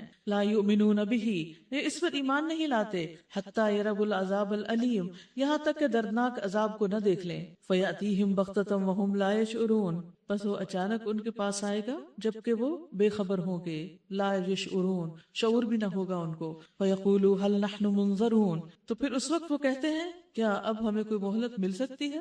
افبعذابنا یستعجلون، کیا یہ لوگ ہمارے عذاب کے لیے جلدی مچا رہے ہیں؟ تم نے کچھ غور کیا اگر ہم انہیں برسوں تک عیش کرنے کی بھی مہلت دے دیں اور پھر وہی چیز ان پر آ جائے جس سے انہیں ڈرایا جا رہا تھا، تو وہ سامان زیست جو ان کو ملا ہوا ہے ان کے کس کام آئے گا؟ دیکھو ہم نے کبھی کسی بستی کو اس کے بغیر ہلاک نہیں کیا کہ اس کے لیے خبردار کرنے والے، حق کے نصیحت ادا کرنے والے موجود تھے، اور ہم ظالم نہ تھے۔ یعنی اللہ سبحانہ وتعالی حجت تمام کرنے کے بعد ہی تباہ کرتے ہیں۔ وما تنزلت به الشیاطین، اور اس کتاب مبین کو شیاطین لے کر نہیں اترے، اور یہ کام ان کو سوچتا بھی نہیں، اور نہ وہ ایسا کر سکتے ہیں، وہ تو اس کی سماعت تک سے دور رکھے گئے ہیں، یعنی سن بھی نہیں سکتے کچھ بھی نہیں، بلکہ جب وحی آ رہی ہوتی ہے تو دیکھتے بھی نہیں۔ فلا تدع مع اللہ الہا آخر فتکون من المعذبین، بس اے محمد صلی اللہ علیہ وسلم اللہ کے ساتھ کسی دوسرے کو معبود نہ پکارو ورنہ تم بھی سزا پانے والوں میں ہو جاؤ گے۔ اپنے قریب ترین رشتہ داروں کو ڈراؤ، واخفض جناحک لمن اتبعک من المؤمنین، اور ایمان لانے والوں میں سے جو لوگ تمہاری پیروی اختیار کریں ان کے ساتھ تواضع سے پیش آؤ، ان کے ساتھ تواضع سے پیش آؤ۔ اس میں ایک بہت زبردست اخلاق بتایا جا رہا ہے، سکھایا جا رہا ہے۔ ایک دائی حق کا فرض کیا بنتا ہے کہ لوگوں کو حق بات بتائیں، اور جب وہ اس کو مان جائیں تو پھر ان کو سپورٹ دے، ان کو مدد دے۔ آپ دیکھیے کہ اس وقت دنیا میں کتنے ہی نان مسلم جو ہیں وہ مسلم ہوئے، لیکن ان میں سے ایک بڑی تعداد پھر واپس اسلام سے نکل گئی۔ کیا آپ کو معلوم ہے کیوں؟ کیونکہ ان کے پاس سپورٹ نہیں، ان کی فیملیوں نے ان کو باہر نکال دیا، اور ادھر سے مسلم شادی کرنے کو بھی تیار نہیں ہوتے. کیا کہتے ہیں؟ ہاں ہم ایسے لڑکی یا لڑکے سے شادی کریں جس کا پیچھے خاندان کے نہیں ہم کو پتا, اور یہ تو ہماری ذات کے نہیں, اور یہ ہمارے کلچر کے نہیں, اور معلوم نہیں کیسی کیسی باتیں کر کے ان کو کسی قسم کی مورل سوشل کوئی سپورٹ نہیں دیتے. نتیجہ کیا ہوتا ہے؟ جب بالکل تنہا رہ جاتے ہیں, مصیبتوں میں گر جاتے ہیں, شیطان آتا ہے اور بہکا کر ان کو دوسری طرف لے جاتا ہے. تو دین کی تبلیغ کرنے والے داعی حق کو یہ کرنا چاہیے کہ وہ جس کو بتائے پھر اس کے ساتھ محبت کا سلوک کرے اور اس کے ساتھ احسان کے ساتھ پیش آئے. نبی صلی اللہ علیہ وسلم کا ایسے لوگوں کے ساتھ کیا معاملہ ہوتا تھا؟ حضرت انس کہتے ہیں کہ نبی صلی اللہ علیہ وسلم بہت رحم دل تھے. جب کوئی آپ کے پاس آتا تو آپ اس سے کچھ دینے کا وعدہ کر لیتے اور اس کو پھر پورا کرتے. یہ تو دے دیتے, نہ ہوتا تو وعدہ کر لیتے, بشرطے کہ وہ چیز آپ کے پاس ہوتی. ایک بار نماز کی اقامت کہے گی, سوچئے صف میں کھڑے ہیں سب, ایک اعرابی نے آپ کے پاس آ کر آپ کا کپڑا پکڑ لیا, جیسے بچے نہیں ماں کا پکڑ لیتے کپڑا, اور بولا کہ میرا ایک ذرا سا کام رہ گیا ہے, مجھے ڈر ہے کہ میں اسے کہیں بھول نہ جاؤں. آپ اس کے ساتھ چلے گئے یہاں تک کہ اس کی ضرورت پوری کر دی اور اس کے بعد آ کر نماز پڑھی. آپ اس کے ساتھ چلے گئے اس کا کام کرنے کے لیے. فَإِنْ عَصَوْكَ فَقُلْ إِنِّي بَرِيءٌ مِّمَّا تَعْمَلُونَ. لیکن اگر وہ تمہاری نافرمانی کرے تو ان سے کہہ دو کہ جو کچھ تم کرتے ہو میں اس سے بری ذمہ ہوں, اور اس زبردست اور رحیم پر توکل کرو جو اس وقت تمہیں دیکھ رہا ہوتا ہے جب تم اٹھتے ہو, یعنی صبح تہجد کے لیے, اور سجدہ گزار لوگوں میں تمہاری نقل و حرکت پر نگاہ رکھتا ہے. یعنی یہ کام ہے مشکل لیکن اس میں بھروسہ اللہ پر کرنا ہوگا, وہ سب کچھ سننے اور جاننے والا ہے. لوگوں کیا میں تمہیں نہ بتاؤں کہ شیاطین کس پر اترتے ہیں؟ تنزل علی کل افاک اثیم, وہ ہر جال ساز بدکار پر اترا کرتے ہیں, یعنی شیطان ان کو آ کر مدد دیتے ہیں. یلقون السمع واکثرهم کاذبون, سنی سنائی باتیں کانوں میں پھونکتے ہیں اور ان میں سے اکثر جھوٹے ہوتے ہیں. یعنی آسمان سے کچھ باتیں سن کر زمین پر آ کر جن کاہنوں سے ان کی دوستی ہوتی ہے ان کو کئی جھوٹ ملا کر دے دیتے ہیں اور اس پر یقین کر کے لوگوں کو آگے بتانے لگتے ہیں. والشعراء یتبعهم الغاوون, رہے شعراء تو ان کے پیچھے بہکے ہوئے لوگ ہی چلا کرتے ہیں. کیا تم دیکھتے نہیں ہو کہ وہ ہر وادی میں بھٹکتے ہیں؟ یعنی کوئی ایک ٹاپک نہیں ہوتا پوئٹری کا, کبھی کہیں کی, کبھی آسمان کی بات, کبھی زمین کی, کبھی دائیں کی, کبھی بائیں کی, اور ایسی باتیں کہتے ہیں جو کرتے نہیں. یعنی شعراء اکثر بہت بڑے بڑے فلسفے بیان کرتے ہیں جن کو وہ کر کے نہیں دکھاتے. الا الذین آمنوا وعملوا الصالحات, مگر وہ لوگ جو ایمان لائے اور جنہوں نے عمل صالح کیے. وذکروا اللہ کثیرا, اور اللہ کو کثرت سے یاد کیا. ایسے پوئٹس کی پوئٹری بہترین ہوتی ہے. وانتصروا من بعد ما ظلموا, اور جب ان پر ظلم کیا گیا تو اس کا صرف بدلہ لے لیا. وسيعلم الذين ظلموا اي منقلب ينقلبون, اور ظلم کرنے والوں کو عنقریب معلوم ہو جائے گا کہ وہ کس انجام سے دوچار ہوتے ہیں. نبی صلی اللہ علیہ وسلم نے فرمایا ظلم سے بچو, کیونکہ ظلم قیامت کے دن اندھیروں کا باعث ہوگا. اور ظلم میں کیا آتا ہے؟ کسی کو اس کا حق نہ دینا, چاہے وہ ایک سوئی دھاگا ہی کیوں نہ ہو. سورۃ النمل. شروع کرتی ہوں اللہ کے نام سے جو بے انتہا مہربان نہایت رحم فرمانے والا ہے. بسم اللہ الرحمن الرحیم. طاسین. تلک آیات القرآن وکتاب مبین ہدی وبشری للمؤمنین الذین یقیمون الصلاة ویؤتون الزکاة وہم بالآخرۃ ہم یوقنون.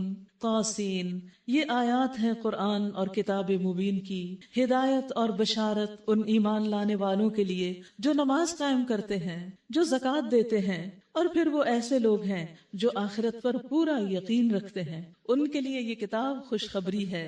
لیکن وہ لوگ ان الذین لا یؤمنون بالآخرۃ زینا لہم اعمالہم فہم یعمہون, حقیقت یہ ہے کہ جو لوگ آخرت کو نہیں مانتے ان کے لیے ہم نے ان کے کرتوتوں کو خوشنما بنا دیا ہے. وہ دنیا کی زندگی میں مگن ہے اور دنیا کے کام کر کر کے خوش ہو رہے ہیں جن کا آخرت میں کچھ بھی فائدہ ہونے والا نہیں. کیا اس کا مطلب یہ ہے کہ انسان اگر کچھ کھاتا پیتا ہے یا اپنے کام کاروبار یا مزدوری کرتا ہے یا کوئی جاب کرتا ہے تو اس کا آخرت میں کچھ فائدہ نہیں؟ نہیں, فائدہ جب ہے جب یہ سب چیزیں حلال طریقے سے, جائز طریقے سے کی جائیں اور پوری محنت کے ساتھ کی جائیں اور آخرت کو سامنے رکھ کر کی جائیں کہ اللہ تعالیٰ مجھ سے پوچھے گا, اس لیے مجھے اپنی ذمہ داریوں کو ٹھیک سے نبھانا ہے. تو یہ سب کچھ بھی باعث اجر بن جاتا ہے. ان الذین لا یؤمنون بالآخرۃ زینا لہم اعمالہم فہم یعمہون اولئک الذین لہم سوء العذاب اور جن کے اعمال خوشنما بنائے گئے تو اس لیے کیا ہے وہ بھٹکتے پھرتے ہیں ادھر ادھر، ان کو صحیح راہ نہیں ملتی. اولئک الذین لہم سوء العذاب، ایسے لوگوں کا انجام کیا ہے؟ ان کے لیے بدترین عذاب ہے. ایمان لانے والوں کے لیے خوشخبری اور برا کرنے والوں کے لیے بدترین عذاب. وہم فی الآخرۃ هم الاخسرون، اور وہ آخرت میں سب سے زیادہ خسارے میں ہوں گے کیونکہ انہوں نے آخرت کے لیے تو کوئی کام کیا ہی نہیں. وَإِنَّكَ لَتُلَقَّى الْقُرْآنَ مِن لَّدُنْ حَكِيمٍ عَلِيمٍ، اور اے محمد صلی اللہ علیہ وسلم بلا شبہ آپ یہ قرآن ایک حکیم اور علیم ہستی کی طرف سے پا رہے ہیں. یعنی یہ کتاب کسی انسان کی لکھی ہوئی نہیں ہے جو خود جاہل ہو، یہ کتاب تو اللہ کی طرف سے آئی ہے جو ہر چیز کا علم رکھتا ہے. اس کو جب کوئی پتا گرتا ہے تو اس کا بھی علم ہوتا ہے، زمین کے اندر کیا ہے اور گیلی مٹی کے نیچے کیا اس کو وہ بھی پتا ہے. تو کسی انسان کی نظر ان تمام چیزوں تک پہنچی ہی نہیں جن تک اللہ سبحانہ و تعالیٰ کا علم ہے، یعنی جن پہ اللہ کا علم محیط ہے. لہٰذا انسانوں کا علم، انسانوں کی کتابیں اور اللہ سبحانہ و تعالیٰ کی یہ کتاب، ان دونوں میں بہت بڑا فرق ہے. تو جو لوگ اللہ پر ایمان رکھتے ہیں، اس کے علم اور قدرت کو پہچانتے ہیں، وہی اس کتاب کی قدر کرتے ہیں. اذ قال موسیٰ لأہلہ انی آنست نارا سآتیکم منہا بخبر او آتیکم بشہاب قبس لعلکم تصطلون. انہیں اس وقت کا قصہ سناؤ جب موسیٰ علیہ السلام نے اپنے گھر والوں سے کہا کہ مجھے ایک آگ سی نظر آئی ہے، میں ابھی یا تو وہاں سے کوئی خبر لاتا ہوں یا کوئی انگارہ چن لاتا ہوں تاکہ تم لوگ گرم ہو سکو. موسیٰ علیہ السلام 10 سال مدین میں گزار کر جب واپس مصر جا رہے ہیں اور ان کی اہلیہ ان کے ساتھ ہے تو ان کو راستے میں سردی لگتی ہے اور کچھ اندھیرا سا بھی ہے، تو کہتے کہ میں آگ لے کر آتا ہوں، کہیں سے روشنی نظر آ رہی ہے، تم یہیں پر بیٹھو. تو اس سے کیا پتا چلتا ہے کہ ایک اچھا شوہر کون ہوتا ہے کہ جو سفر میں اپنے گھر والوں کا پورا خیال رکھے، ان کی سردی گرمی کا، ان کے کھانے پینے کا. اور موسیٰ علیہ السلام اس پر پورا اترتے ہیں. فَلَمَّا جَاءَهَا نُودِيَ أَن بُورِكَ مَن فِي النَّارِ وَمَنْ حَوْلَهَا، وہاں جو پہنچے تو ندا آئی، مبارک ہے وہ جو اس آگ میں ہے اور جو اس کے ماحول میں ہے. وَسُبْحَانَ اللَّهِ رَبِّ الْعَالَمِينَ، پاک ہے اللہ سب جہان والوں کا رب. کبھی آپ نے یہ تسبیح پڑھی؟ سبحان اللہ رب العالمین، سبحان اللہ رب العالمین. ربیہ بن کعب اسلمی کہتے ہیں کہ وہ رسول اللہ صلی اللہ علیہ وسلم کے دروازے کے قریب رات گزارتے تھے، آپ کے ڈور کے پاس سوتے تھے. وہ رات کے وقت رسول اللہ صلی اللہ علیہ وسلم کو کافی دیر تک یہ پڑھتے ہوئے سنتے تھے، سبحان اللہ رب العالمین، سبحان اللہ رب العالمین، سبحان اللہ رب العالمین. پھر نبی صلی اللہ علیہ وسلم فرماتے سبحان اللہ و بحمدہ. تو جب نیند نہ آ رہی ہو تو یہ تسبیح پڑھیں، مسنون ہے. یا موسیٰ انہ انا اللہ العزیز الحکیم، اے موسیٰ یہ میں ہوں اللہ زبردست اور دانا. اور پھینک تو ذرا اپنی لاٹھی. جو ہی کہ موسیٰ علیہ السلام نے دیکھا لاٹھی سانپ کی طرح بل کھا رہی ہے تو وہ پیٹ پھیر کر بھاگے اور پیچھے مڑ کر بھی نہ دیکھا. اے موسیٰ ڈرو نہیں، میرے حضور رسول ڈرا نہیں کرتے الا یہ کہ کسی نے قصور کیا ہو، پھر اگر اس برائی کے بعد اس نے بھلائی سے اپنے فعل کو بدل لیا تو میں معاف کرنے والا مہربان ہوں. یعنی قصور کرنے والا اگر توبہ کر لے اور توبہ کرنے کے بعد پھر نیکیاں کرنا شروع کر دے تو میں اس کو بدل کے نیکی بنا دیتا ہوں. الا من ظلم ثم بدل حسنا بعد سوء. اسی طرح کچھ اور اعمال بھی ہیں جو انسان کے پچھلے گناہوں کو معاف کروا دیتے ہیں. مثلاً حدیث میں آتا ہے کہ اسلام گزشتہ سارے گناہوں کو معاف کر دیتا ہے، یعنی جب کوئی شخص کافر سے مسلم ہوتا ہے تو پچھلے سارے گناہ معاف ہو جاتے ہیں. اسی طرح بے شک ہجرت گزشتہ سارے گناہوں کو مٹا دیتی ہے، بے شک حج بھی گزشتہ سارے گناہوں کو مٹا دیتا ہے. تو اس لیے انسان سے غلطیاں تو ہوں گی لیکن کرنا کیا چاہیے؟ فوراً توبہ کر لینی چاہیے، اللہ سبحانہ وتعالیٰ سے معافی مانگ کر نیک کام کرنے شروع کر دینے چاہیے. وَأَدْخِلْ يَدَكَ فِي جَيْبِكَ تَخْرُجْ بَيْضَاءَ مِنْ غَيْرِ سُوءٍ، اور ذرا اپنا ہاتھ اپنے گریبان میں ڈالو، چمکتا ہوا نکلے گا بغیر کسی تکلیف کے. یہ 2 نشانیاں ہیں 9 نشانیوں میں سے فرعون اور اس کی قوم کی طرف لے جانے کے لیے. وہ بڑے بد کردار لوگ ہیں، قوماً فاسقین. فَلَمَّا جَاءَتْهُمْ آيَاتُنَا مُبْصِرَةً قَالُوا هَذَا سِحْرٌ مُبِينٌ، مگر جب ہماری کھلی کھلی نشانیاں ان لوگوں کے سامنے آئیں تو انہوں نے کہا کہ یہ تو کھلا جادو ہے. یعنی انہوں نے نشانیوں کو نہیں مانا، اسے جادو قرار دیا. انہوں نے سراسر ظلم اور غرور کی راہ سے ان نشانیوں کا انکار کیا حالانکہ دل ان کے قائل ہو چکے تھے. اب دیکھ لو کہ ان مفسدوں کا انجام کیا ہوا. یہاں مفسد کس کو کہا جا رہا ہے؟ جو نشانی دیکھ کر، حق دیکھ کر، اللہ کی بات سن کر، پڑھ کر بھی نہ مانے. وَلَقَدْ آتَيْنَا دَاوُودَ وَسُلَيْمَانَ عِلْمًا، ہم نے داؤد اور سلیمان علیہ السلام کو علم عطا کیا تھا. یہاں علم کی فضیلت پتہ چل رہی ہے. انہوں نے کیا کہا علم پا کر؟ وقال الحمد للہ الذی فضلنا علی کثیر من عبادہ المؤمنین، انہوں نے کہا شکر ہے اس خدا کا، اس رب کا جس نے ہم کو اپنے بہت سے مومن بندوں پر فضیلت عطا کی ہے، کیونکہ انہیں دین اور دنیا دونوں کا علم ملا تھا۔ اور اس کی فضیلت کتنی ہے؟ ایک عالم کی ایک عابد پر جیسے چاند کی ستاروں پر۔ رسول اللہ صلی اللہ علیہ وسلم نے فرمایا جو شخص علم کے حصول کے لیے کسی راستے پر چلتا ہے تو اللہ اس کو اس کی وجہ سے جنت کے راستے پہ چلا دیتا ہے۔ یہ بات روز صبح گھر سے نکلتے وقت سوچا کریں، پھر راستے کی ٹریفک اور اسلام آباد کی ٹوٹی ہوئی سڑکیں اور آگے سے بند راستے یہ تکلیف نہیں دیں گے، کیونکہ آپ جنت کے راستے پہ چل رہے ہیں، اور جنت کا راستہ کس سے گھرا ہوا ہے؟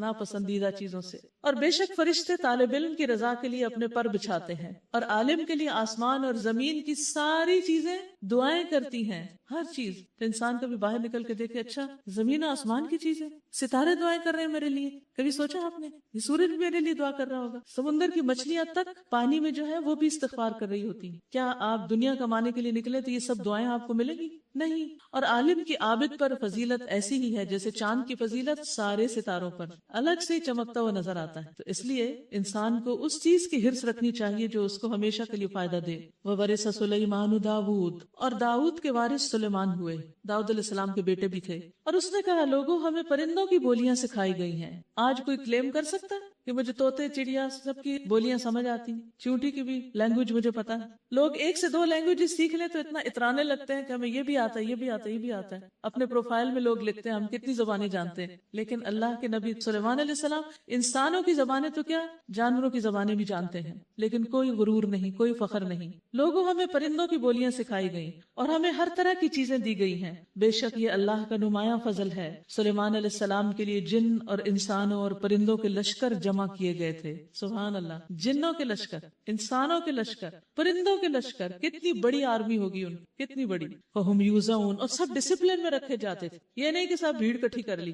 حَتَّى إِذَا أَتَوْا عَلَى وَادِ النَّمْلِ، ایک مرتبہ وہ ان کے ساتھ کوچ کر رہے تھے، یہاں تک کہ جب یہ سب چیونٹیوں کی وادی میں پہنچے تو ایک چیونٹی نے کہا اے چیونٹیوں اپنے بلوں میں گھس جاؤ، کہیں ایسا نہ ہو کہ سلیمان اور اس کے لشکر تمہیں کچل ڈالیں اور انہیں ذرا بھی خبر نہ ہو۔ اب دیکھیں چیونٹی سلیمان علیہ السلام کو پہچانتی ہے، تو وہ لوگ جو انکار کر رہے ہیں وہ تو چیونٹی سے بھی بدتر ہوئے پھر، کہ وہ نہیں جانتے سلیمان کو علیہ السلام۔ آپ کو معلوم ہے کہ نبی صلی اللہ علیہ وسلم کے ساتھ بھی کیا ہوا؟ جب مسجد نبوی میں آپ نے اپنا ممبر تبدیل کیا تو کھجور کا تنا جس پر پہلے آپ کھڑے ہوتے تھے وہ چھوڑ کر جب پراپر بنائے ہوئے ممبر کے اوپر آپ گئے تو اس نے رونا شروع کر دیا، اور وہ اس طرح رو رہا تھا جیسے کوئی بچہ سسکیاں لے کے رو رہا ہو، اور اس کی سسکیوں کی آواز پوری مسجد میں گونج رہی تھی۔ سب کو اللہ تعالیٰ نے سنا دی کہ مجھے کیوں چھوڑ دیا، اللہ کے پیغمبر میرے اوپر کھڑے ہو کر لوگوں کو تعلیم دیا کرتے تھے۔ تو یہ جو بے جان چیزیں ہیں نا جن کو ہم بے جان کہتے ہیں، یہ سب دیکھ رہی ہیں آنکھوں کے ساتھ ہمیں اور پہچانتی ہیں ہمیں، اور ان کے آس پاس جو کچھ ہم کام کرتے ہیں وہ بھی دیکھ لیتی ہیں، اور قیامت کے دن گواہیاں بھی دیں گی۔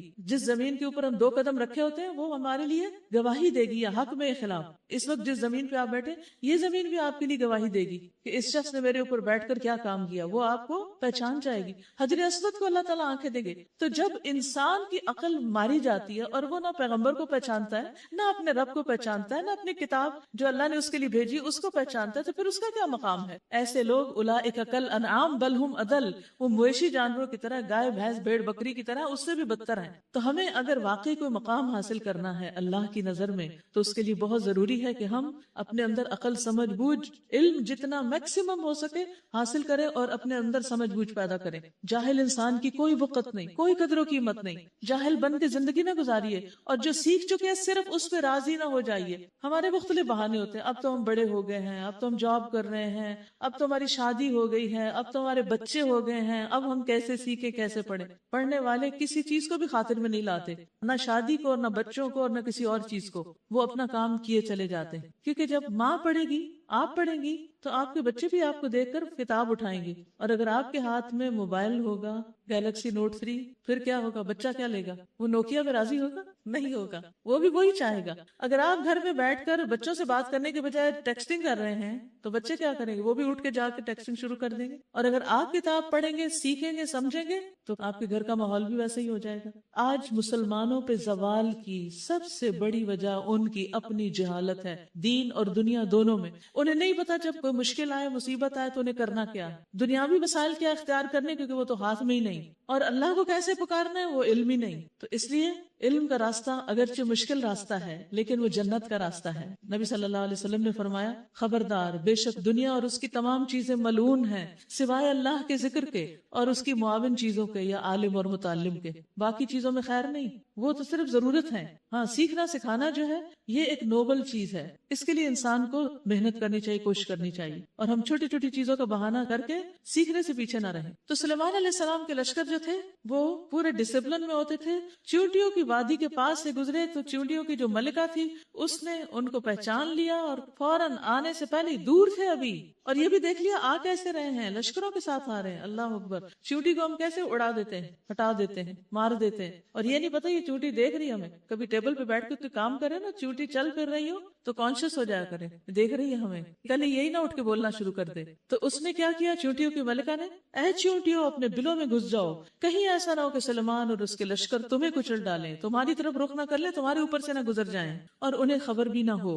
یعنی کس طرح ان کو بینیفٹ آف ڈاؤٹ دے رہی، انہیں نہیں پتا چلے گا کیونکہ وہ تو تیزی میں آ رہے ہوں گے اور تم کچلی جاؤ گی، اپنا دفاع، اپنا بندوبست خود کر لو۔ سلیمان علیہ السلام اس کی بات پر مسکراتے ہوئے ہنس پڑے، یعنی ان کو چیونٹی کی آواز بھی آ گئی، بات بھی سمجھ آ گئی کہ کیا بات کر رہی ہے، اور بولے، اے رب مجھے قابو میں رکھ، میں تیرے اس احسان کا شکر ادا کرتا رہوں جو تو نے مجھ پر اور میرے والدین پر کیا، اور ایسا عمل صالح کروں جو تجھے پسند آ جائے، اور اپنی رحمت سے مجھے اپنے صالح بندوں میں شامل کر لے۔ یہ دعا عین اس وقت انہوں نے کیوں مانگی، یا اللہ مجھے کنٹرول میں رکھنا، کیونکہ یہ ایک بہت بڑی عنایت اور نعمت تھی سلیمان علیہ السلام پر۔ یہ ایک ایسی خصوصیت تھی جو پورے لشکر کے مقابلے میں صرف ان کو ملی ہوئی تھی، صرف پورا لشکر کیا، پورے اس دور کے اور ہمیشہ کے انسانوں کے مقابلے میں صرف وہ واحد سنگل انسان ایسے تھے جن کو یہ صلاحیت بخشی گئی تھی، جن کو یہ علم دیا گیا تھا۔ آپ دیکھیں کہ جب کوئی شخص اپنے فیلڈ میں یونیک ہوتا ہے نا، کہتے ہیں یہ واحد شخص ہے جس نے اپنے فیلڈ میں پی ایچ ڈی کی ہوئی ہے، دنیا میں بس یہ ایک اکیلا ہی ہے،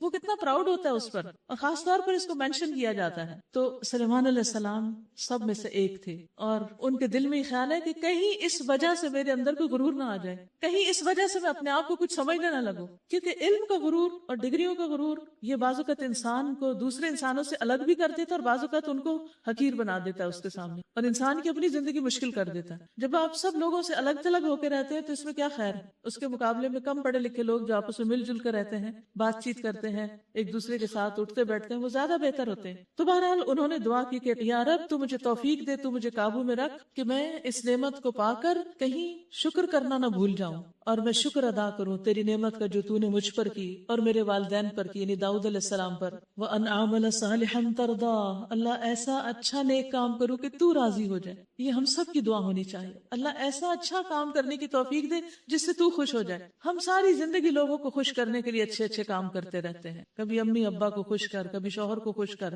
کبھی دنیا کو خوش کر، کہ لوگ کسی طرح ہم سے راضی ہو جائیں، کسی طرح ہمیں سرٹیفکیٹ دے دیں، لیکن وہ ہو کر ہی نہیں دیتے۔ تو یہ ساری انرجی اصل میں اللہ نے دی تھی اپنے کو راضی کرنے کے، ہم نے بانٹ دی لوگوں میں، ان کو خوش کرنے میں لگا دی۔ تو جب تک ہم اپنے اصل پہ جا کے نہیں رکھیں گے تو ہماری سیٹسفیکشن بھی نہیں ہوگی اور ہمیں کچھ حاصل بھی نہیں ہونے کا، کیونکہ جو کام لوگوں کی خوشی کے لیے کر رہے ہیں اس سے کیا ملے گا؟ اس سے تو کچھ نہیں ملے گا۔ اگر لوگ خوش نہ ہو تو سب کچھ کیا درا برباد۔ وَأَدْخِلْنِي بِرَحْمَتِكَ فِي عِبَادِكَ الصَّالِحِينَ، اور تو اپنی رحمت سے مجھے اپنے نیک بندوں میں شامل کر لے۔ کس کی دعا تھی یہ؟ ابراہیم علیہ السلام کی، اور یوسف علیہ السلام کی، اور سلیمان علیہ السلام کی۔ سوچئے ذرا، یہ تو خود بہت نیک ہیں، ان کو کیا ضرورت ہے نیک لوگوں کی؟ نہیں، ہر ایک کو ضرورت ہوتی ہے، ہر ایک کو اچھی کمپنی چاہیے، کیونکہ اچھی کمپنی آپ کے نیکی کے راستے کا سفر بہت تیزی سے طے کرواتی ہے۔ اکیلے میں انسان بار بار کوشش کرتا رہتا ہے وہی کام کرنے کی، لیکن کبھی بددل ہو جاتا ہے، کبھی تھک جاتا ہے، کبھی چھوڑ دیتا ہے، کبھی بھول جاتا ہے، لیکن نیک لوگوں کے ساتھ مل کر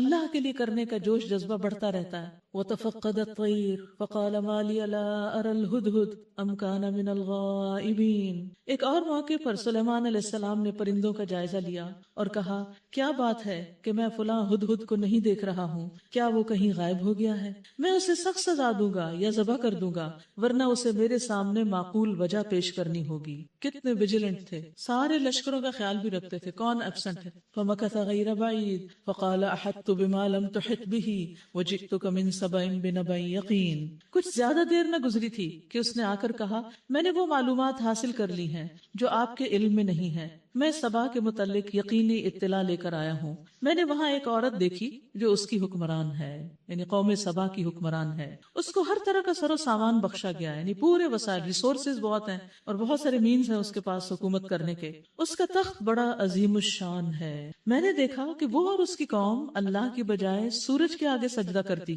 شیطان نے ان کے اعمال ان کے لیے خوشنما بنا دیے ہیں. یعنی شرک جو ہے یہ شیطان نے انسانوں کے لیے بہت خوبصورت بنا کے پیش کیا ہوا اور انہیں شاہراہ سے روک دیا، یعنی ہدایت کے راستے سے روک دیا.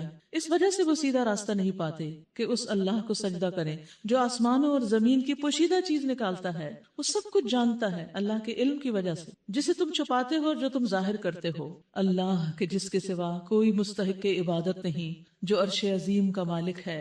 سلیمان علیہ السلام نے کہا ابھی ہم دیکھے لیتے ہیں کہ تو نے سچ کہا ہے یا تو جھوٹ بولنے والوں میں سے ہے. میرا یہ خط لے جا اور اسے ان لوگوں کی طرف ڈال دے، پھر الگ ہٹ کر دیکھ کہ کیا رد عمل ظاہر کرتے ہیں. دیکھیے سلیمان علیہ السلام کے پاس جو ہی ایک قوم کی خبر آئی، انہوں نے پہلا کام کیا سوچا کہ اسلام کی تبلیغ کریں اس کو. ہم جب نئے لوگوں سے ملتے ہیں تو ہمارا کیا طرز عمل ہوتا ہے؟ کیا ہمیں بھی یہ حرص ہوتی ہے کہ یہ ہمارے ہاتھ سے جانے نہ پائیں، کہ ہم انہیں کچھ نہ کچھ اچھی بات نہ بتا دیں؟ قالت یا ایھا الملأ انی القی الی کتاب کریم. ملکہ بھی بہت اچھی خاتون تھی. بولی اے اہل دربار، میری طرف ایک بڑا اہم خط پھینکا گیا ہے. انہ من سلیمان، بے شک وہ سلیمان کی جانب سے ہے علیہ السلام. وانہ بسم اللہ الرحمن الرحیم، اور وہ اللہ رحمان الرحیم کے نام سے شروع کیا گیا ہے. اللہ تعالی علی واتونی مسلمین، مضمون یہ ہے کہ میرے مقابلے میں سرکشی نہ کرو اور مسلم ہو کر میرے پاس حاضر ہو جاؤ. قالت یا ایھا الملأ افتونی فی امری. خط سنا کر ملکہ نے کہا اے سرداران قوم،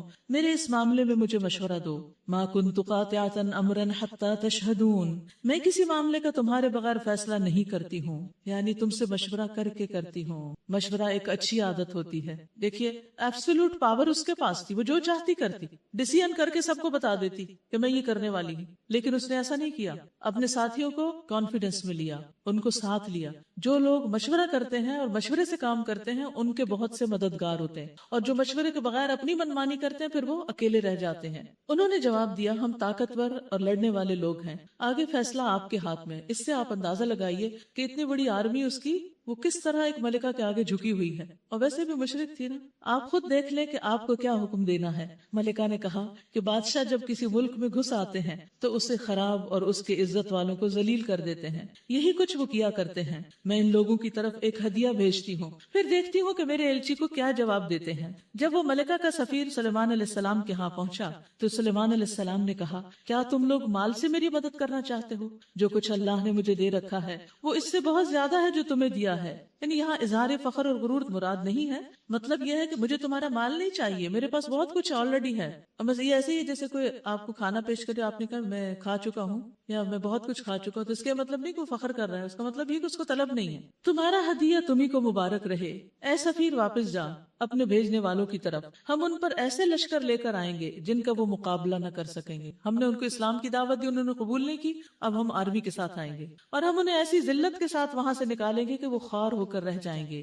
سلیمان علیہ السلام نے کہا اے اہل دربار، تم میں سے کون اس کا تخت میرے پاس لاتا ہے قبل اس کے کہ وہ لوگ مطیع ہو کر میرے پاس حاضر ہوں؟ یعنی اس سے پہلے ہی عرش اٹھا لاؤ. جنوں میں سے کبھی ہیکل نے عرض کیا میں اسے حاضر کر دوں گا قبل اس کے کہ آپ اپنی جگہ سے اٹھیں، میں اس کی طاقت رکھتا ہوں. یہ جن کا علم تھا اور جن کی طاقت تھی، اور یہ ایک ریالٹی ہے کہ جن ایسے کام کر لیتے ہیں، خاص طور پہ جب وہ کنٹرول میں ہو کسی ہیومن کے. اب دیکھیے کہ بیت المقدس سے یمن تک کا فاصلہ، جہاں قوم سبا تھی، جہاں یہ ملکہ تھی، تقریباً 1500 میل تھے. 2 وے 3000 میل کا فاصلہ بنتا ہے. اتنا فاصلہ جو ہے وہ اتنی دیر میں کوئی طے کر لے کہ بیٹھ کے کوئی اٹھے. لیکن آگے دیکھیے وہ کہتا ہے کہ میں اس کی طاقت رکھتا ہوں اور امانت دار ہوں. قال الذی عنده علم من الکتاب، علم والے کی طاقت دیکھیے. یہ حضرت سلیمان کے دربار میں ایک اور شخص تھا جس کا یہ نہیں معلوم ہوتا کہ وہ جن تھا. اس کے پاس کوئی اپنی ہی ٹیکنالوجی ہوگی کہ جس کی بنا پر اس نے کہا میں آگ کی پلک جھپکنے کی دیر میں اس کو لا دیتا ہوں. آپ آنکھ نیچے سے اوپر کریں اور وہ آ جائے گا. سبحان اللہ. کیا آج کسی کے پاس ایسی کوئی کرامت یا کسی قسم کی کوئی طاقت ہے یا کوئی ٹیکنالوجی ہے کہ وہ اتنی تیزی کے ساتھ کچھ کام کر سکے کہ جو ہوا اور روشنی کی رفتار سے بھی زیادہ تیز رفتار ہو. جس شخص کے پاس کتاب کا ایک علم تھا وہ بولا میں آپ کی پلک جھپکنے سے پہلے اسے لائے دیتا ہوں. جو ہی کہ سلیمان علیہ السلام نے وہ تخت اپنے پاس رکھا ہوا دیکھا تو ہوا یہی. انہوں نے بس آنکھ کھولی تو تخت سامنے تھا. پکار اٹھے ھذا من فضل ربی، یہ میرے رب کا فضل ہے. لیبلونی ااشکر ام اکفر، تاکہ وہ مجھے آزمائے کہ میں شکر کرتا ہوں یا کافر نعمت بن جاتا ہوں. اور جو کوئی شکر کرتا ہے اس کا شکر اس کے اپنے ہی لیے مفید ہے، ورنہ کوئی ناشکری کرے تو میرا رب بے نیاز اور اپنی ذات میں آپ بزرگ ہے. قال نکروا لها عرشها، سلیمان علیہ السلام نے کہا انجان طریقے سے اس کا تخت اس کے سامنے رکھ دو، دیکھیں کیا وہ صحیح بات تک پہنچتی ہے یا ان لوگوں میں سے ہے جو راہ راست نہیں پاتے. یعنی ادھر سے وہ سارا لاؤ لشکر چل پڑا سلیمان علیہ السلام کی اطاعت کے لیے، اور ادھر سے لشکر کے آنے سے پہلے ہی تخت آ چکا تھا. تو انہوں نے کہا کہ اس کا تھوڑا سا نقشہ حال حلیہ بدلو، دیکھتے ہیں کہ اپنے تخت کو پہچانتی ہے کہ نہیں. یا ان لوگوں میں سے جو راہ راست نہیں پاتی ہے، صرف ٹیسٹ کر رہے تھے کہ عقل سمجھ کتنی ہے. کیونکہ جو ناسمجھ انسان ہوتا ہے نا وہ صرف ظاہر کو دیکھتا ہے، اور جو سمجھدار ہوتا ہے وہ ظاہر سے آگے بھی دیکھتا ہے. تو ایک ہوتا ہے دور رس، دور بین، اور ایک ہوتا ہے ظاہر پرست. صرف جو موٹی موٹی چیز نظر آئی وہی دیکھی اور آگے اس کے نہ دیکھ، وہ انڈر لائن نہیں دیکھ سکتا، صرف موٹے موٹے لفظ پڑھ سکتا ہے. تو اب یہاں دیکھیے کہ ملکہ کی کیا صلاحیت تھی. فلما جاءت قیل اھکذا عرشکی، ملکہ جب حاضر ہوئی تو اس سے کہا گیا کیا تیرا تخت ایسا ہی ہے؟ وہ کہنے لگی یہ تو گویا وہی ہے. پہچان گئی، تبدیلی کے باوجود اپنا تخت پہچان گئی. اس سے کیا پتا لگتا ہے کہ کیسی سمجھ بوجھ تھی اس خاتون کی. عورت کی سمجھ بوجھ ہے جو ویسے ناقص العقل ہے، لیکن اگر عقل استعمال کرے تو اللہ سبحانہ وتعالیٰ نے اس کو بھی سمجھ دی ہے، اور اسے عقل استعمال کرنی چاہیے. ہر وقت چھوئی وہی نہیں بن کے رہا کرے، عقل استعمال کرے. تو ملکہ بلقیس کیا کہتی ہے کہ ہاں یہ تو وہی ہے، کأنہ ہوا وَأُوتِینَا الْعِلْمَ مِنْ قَبْلِهَا وَكُنَّا مُسْلِمِینَ. ہم تو پہلے ہی جان گئے تھے، ہم تو آپ کے خط سے ہی پہچان گئے تھے کہ آپ کیا چاہتے ہیں، اور ہم نے سر اطاعت جھکا دیا تھا، ہم تو مسلمان ہو گئے تھے. اس کو ایمان لانے سے کس چیز نے روک رکھا تھا؟ جس چیز نے روک رکھا تھا وہ ان معبودوں کی عبادت تھی جنہیں وہ اللہ کے سوا پوچھتی تھی. وہ اس کے آگے دیوار بنے ہوئے تھے، حق تک نہیں پہنچنے دیتے تھے، کیونکہ وہ ایک کافر قوم سے تھی. اس سے کہا گیا کہ محل میں داخل ہو. اس نے جو دیکھا تو سمجھا کہ پانی کا حوض ہے، اور اترنے کے لیے اس نے اپنے پائنچے اٹھا لیے. سلیمان علیہ السلام نے کہا یہ شیشے کا چکنا فرش ہے. بس سلیمان علیہ السلام کے پورے محل اور اس کی ڈسکرپشن کے لیے قرآن نے اتنا ہی بتا دیا کہ شیشے کا ہے فرش. اس سے اندازہ کر لیں کہ پھر چھتیں کیا ہوں گی. اگر فرش شیشے کا ہے تو چھتیں اور دیواریں اور باقی سب کچھ کیسا ہوگا. اس پر وہ پکار اٹھی اے میرے رب، آج تک میں اپنے نفس پر بڑا ظلم کرتی رہی، اور اب میں نے سلیمان کے ساتھ اللہ رب العالمین کی اطاعت قبول کر لی. عورتیں جلدی بات مانتی. وَلَقَدْ أَرْسَلْنَا إِلَىٰ ثَمُودَ أَخَاهُمْ صَالِحًا أَنِ اعْبُدُوا اللَّهَ. اور سمود کی طرف ہم نے ان کے بھائی صالح کو یہ پیغام دے کر بھیجا کہ اللہ کی بندگی کرو. تو یکایک وہ دو متخاصم فریق بن گئے، آپس میں جھگڑنے والے. صالح علیہ السلام نے کہا اے میری قوم کے لوگوں، بھلائی سے پہلے برائی کے لیے کیوں جلدی مچاتے ہو؟ کیوں نہیں اللہ سے مغفرت طلب کرتے، شاید کہ تم پر رحم فرمایا جائے. انہوں نے کہا ہم نے تو تم کو اور تمہارے ساتھیوں کو بدشگونی کا نشان پایا ہے. صالح علیہ السلام نے جواب دیا تمہارے نیک اور بدشگون کا سارے رشتہ تو اللہ کے پاس ہے، اصل بات یہ ہے کہ تم لوگوں کی آزمائش ہو رہی ہے. اس شہر میں 9 جتھے دار تھے جو ملک میں فساد پھیلاتے اور کوئی اصلاح کا کام نہ کرتے تھے. انہوں نے آپس میں کہا اللہ کی قسم کھا کے عہد کر لو کہ ہم صالح اور اس کے گھر والوں پر شب خون ماریں گے، یعنی رات کو حملہ کریں گے. پھر اس کے ولی سے کہہ دیں گے کہ ہم اس کے خاندان کی ہلاکت کے موقع پر موجود نہ تھے، یعنی جھوٹ بول دیں گے. اور ہم بالکل سچ کہتے ہیں، جھوٹ بول کے سچ کہتے ہیں، ان کا جھوٹ ان کا سچ ہے. یہ چال تو وہ چلے، پھر ایک چال ہم نے چلی جس کی انہیں خبر نہ تھی. اب دیکھ لو کہ ان کی چال کا انجام کیا ہوا. ہم نے تباہ کر کے رکھ دیا ان کو اور ان کی پوری قوم کو، اور ان کے گھر خالی پڑے ہیں اس ظلم کی پاداش میں جو وہ کرتے تھے.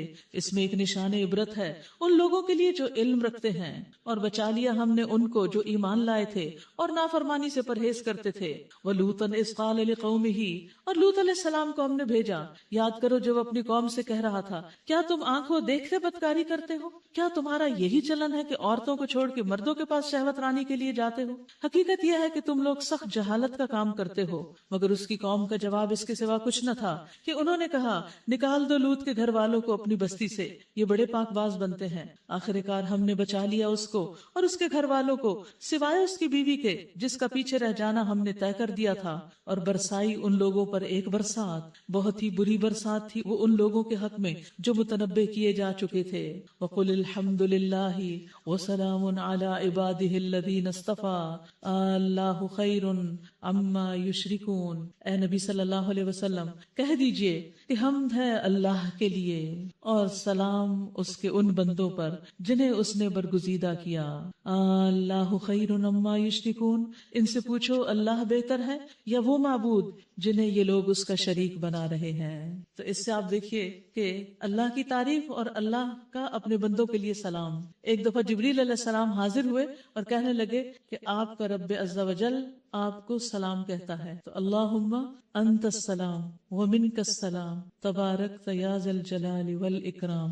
یہ دعا بھی بہت خوبصورت ہے۔ اللہ تعالیٰ سے انسان سلامتی مانگے اور سلامتی کے ساتھ اللہ کے آگے سر تسلیم خم کر دے، تو اللہ تعالیٰ سے دعا ہے کہ وہ ہمیں عمل کی توفیق عطا فرمائے۔ وآخر دعوانا ان الحمد للہ رب العالمین۔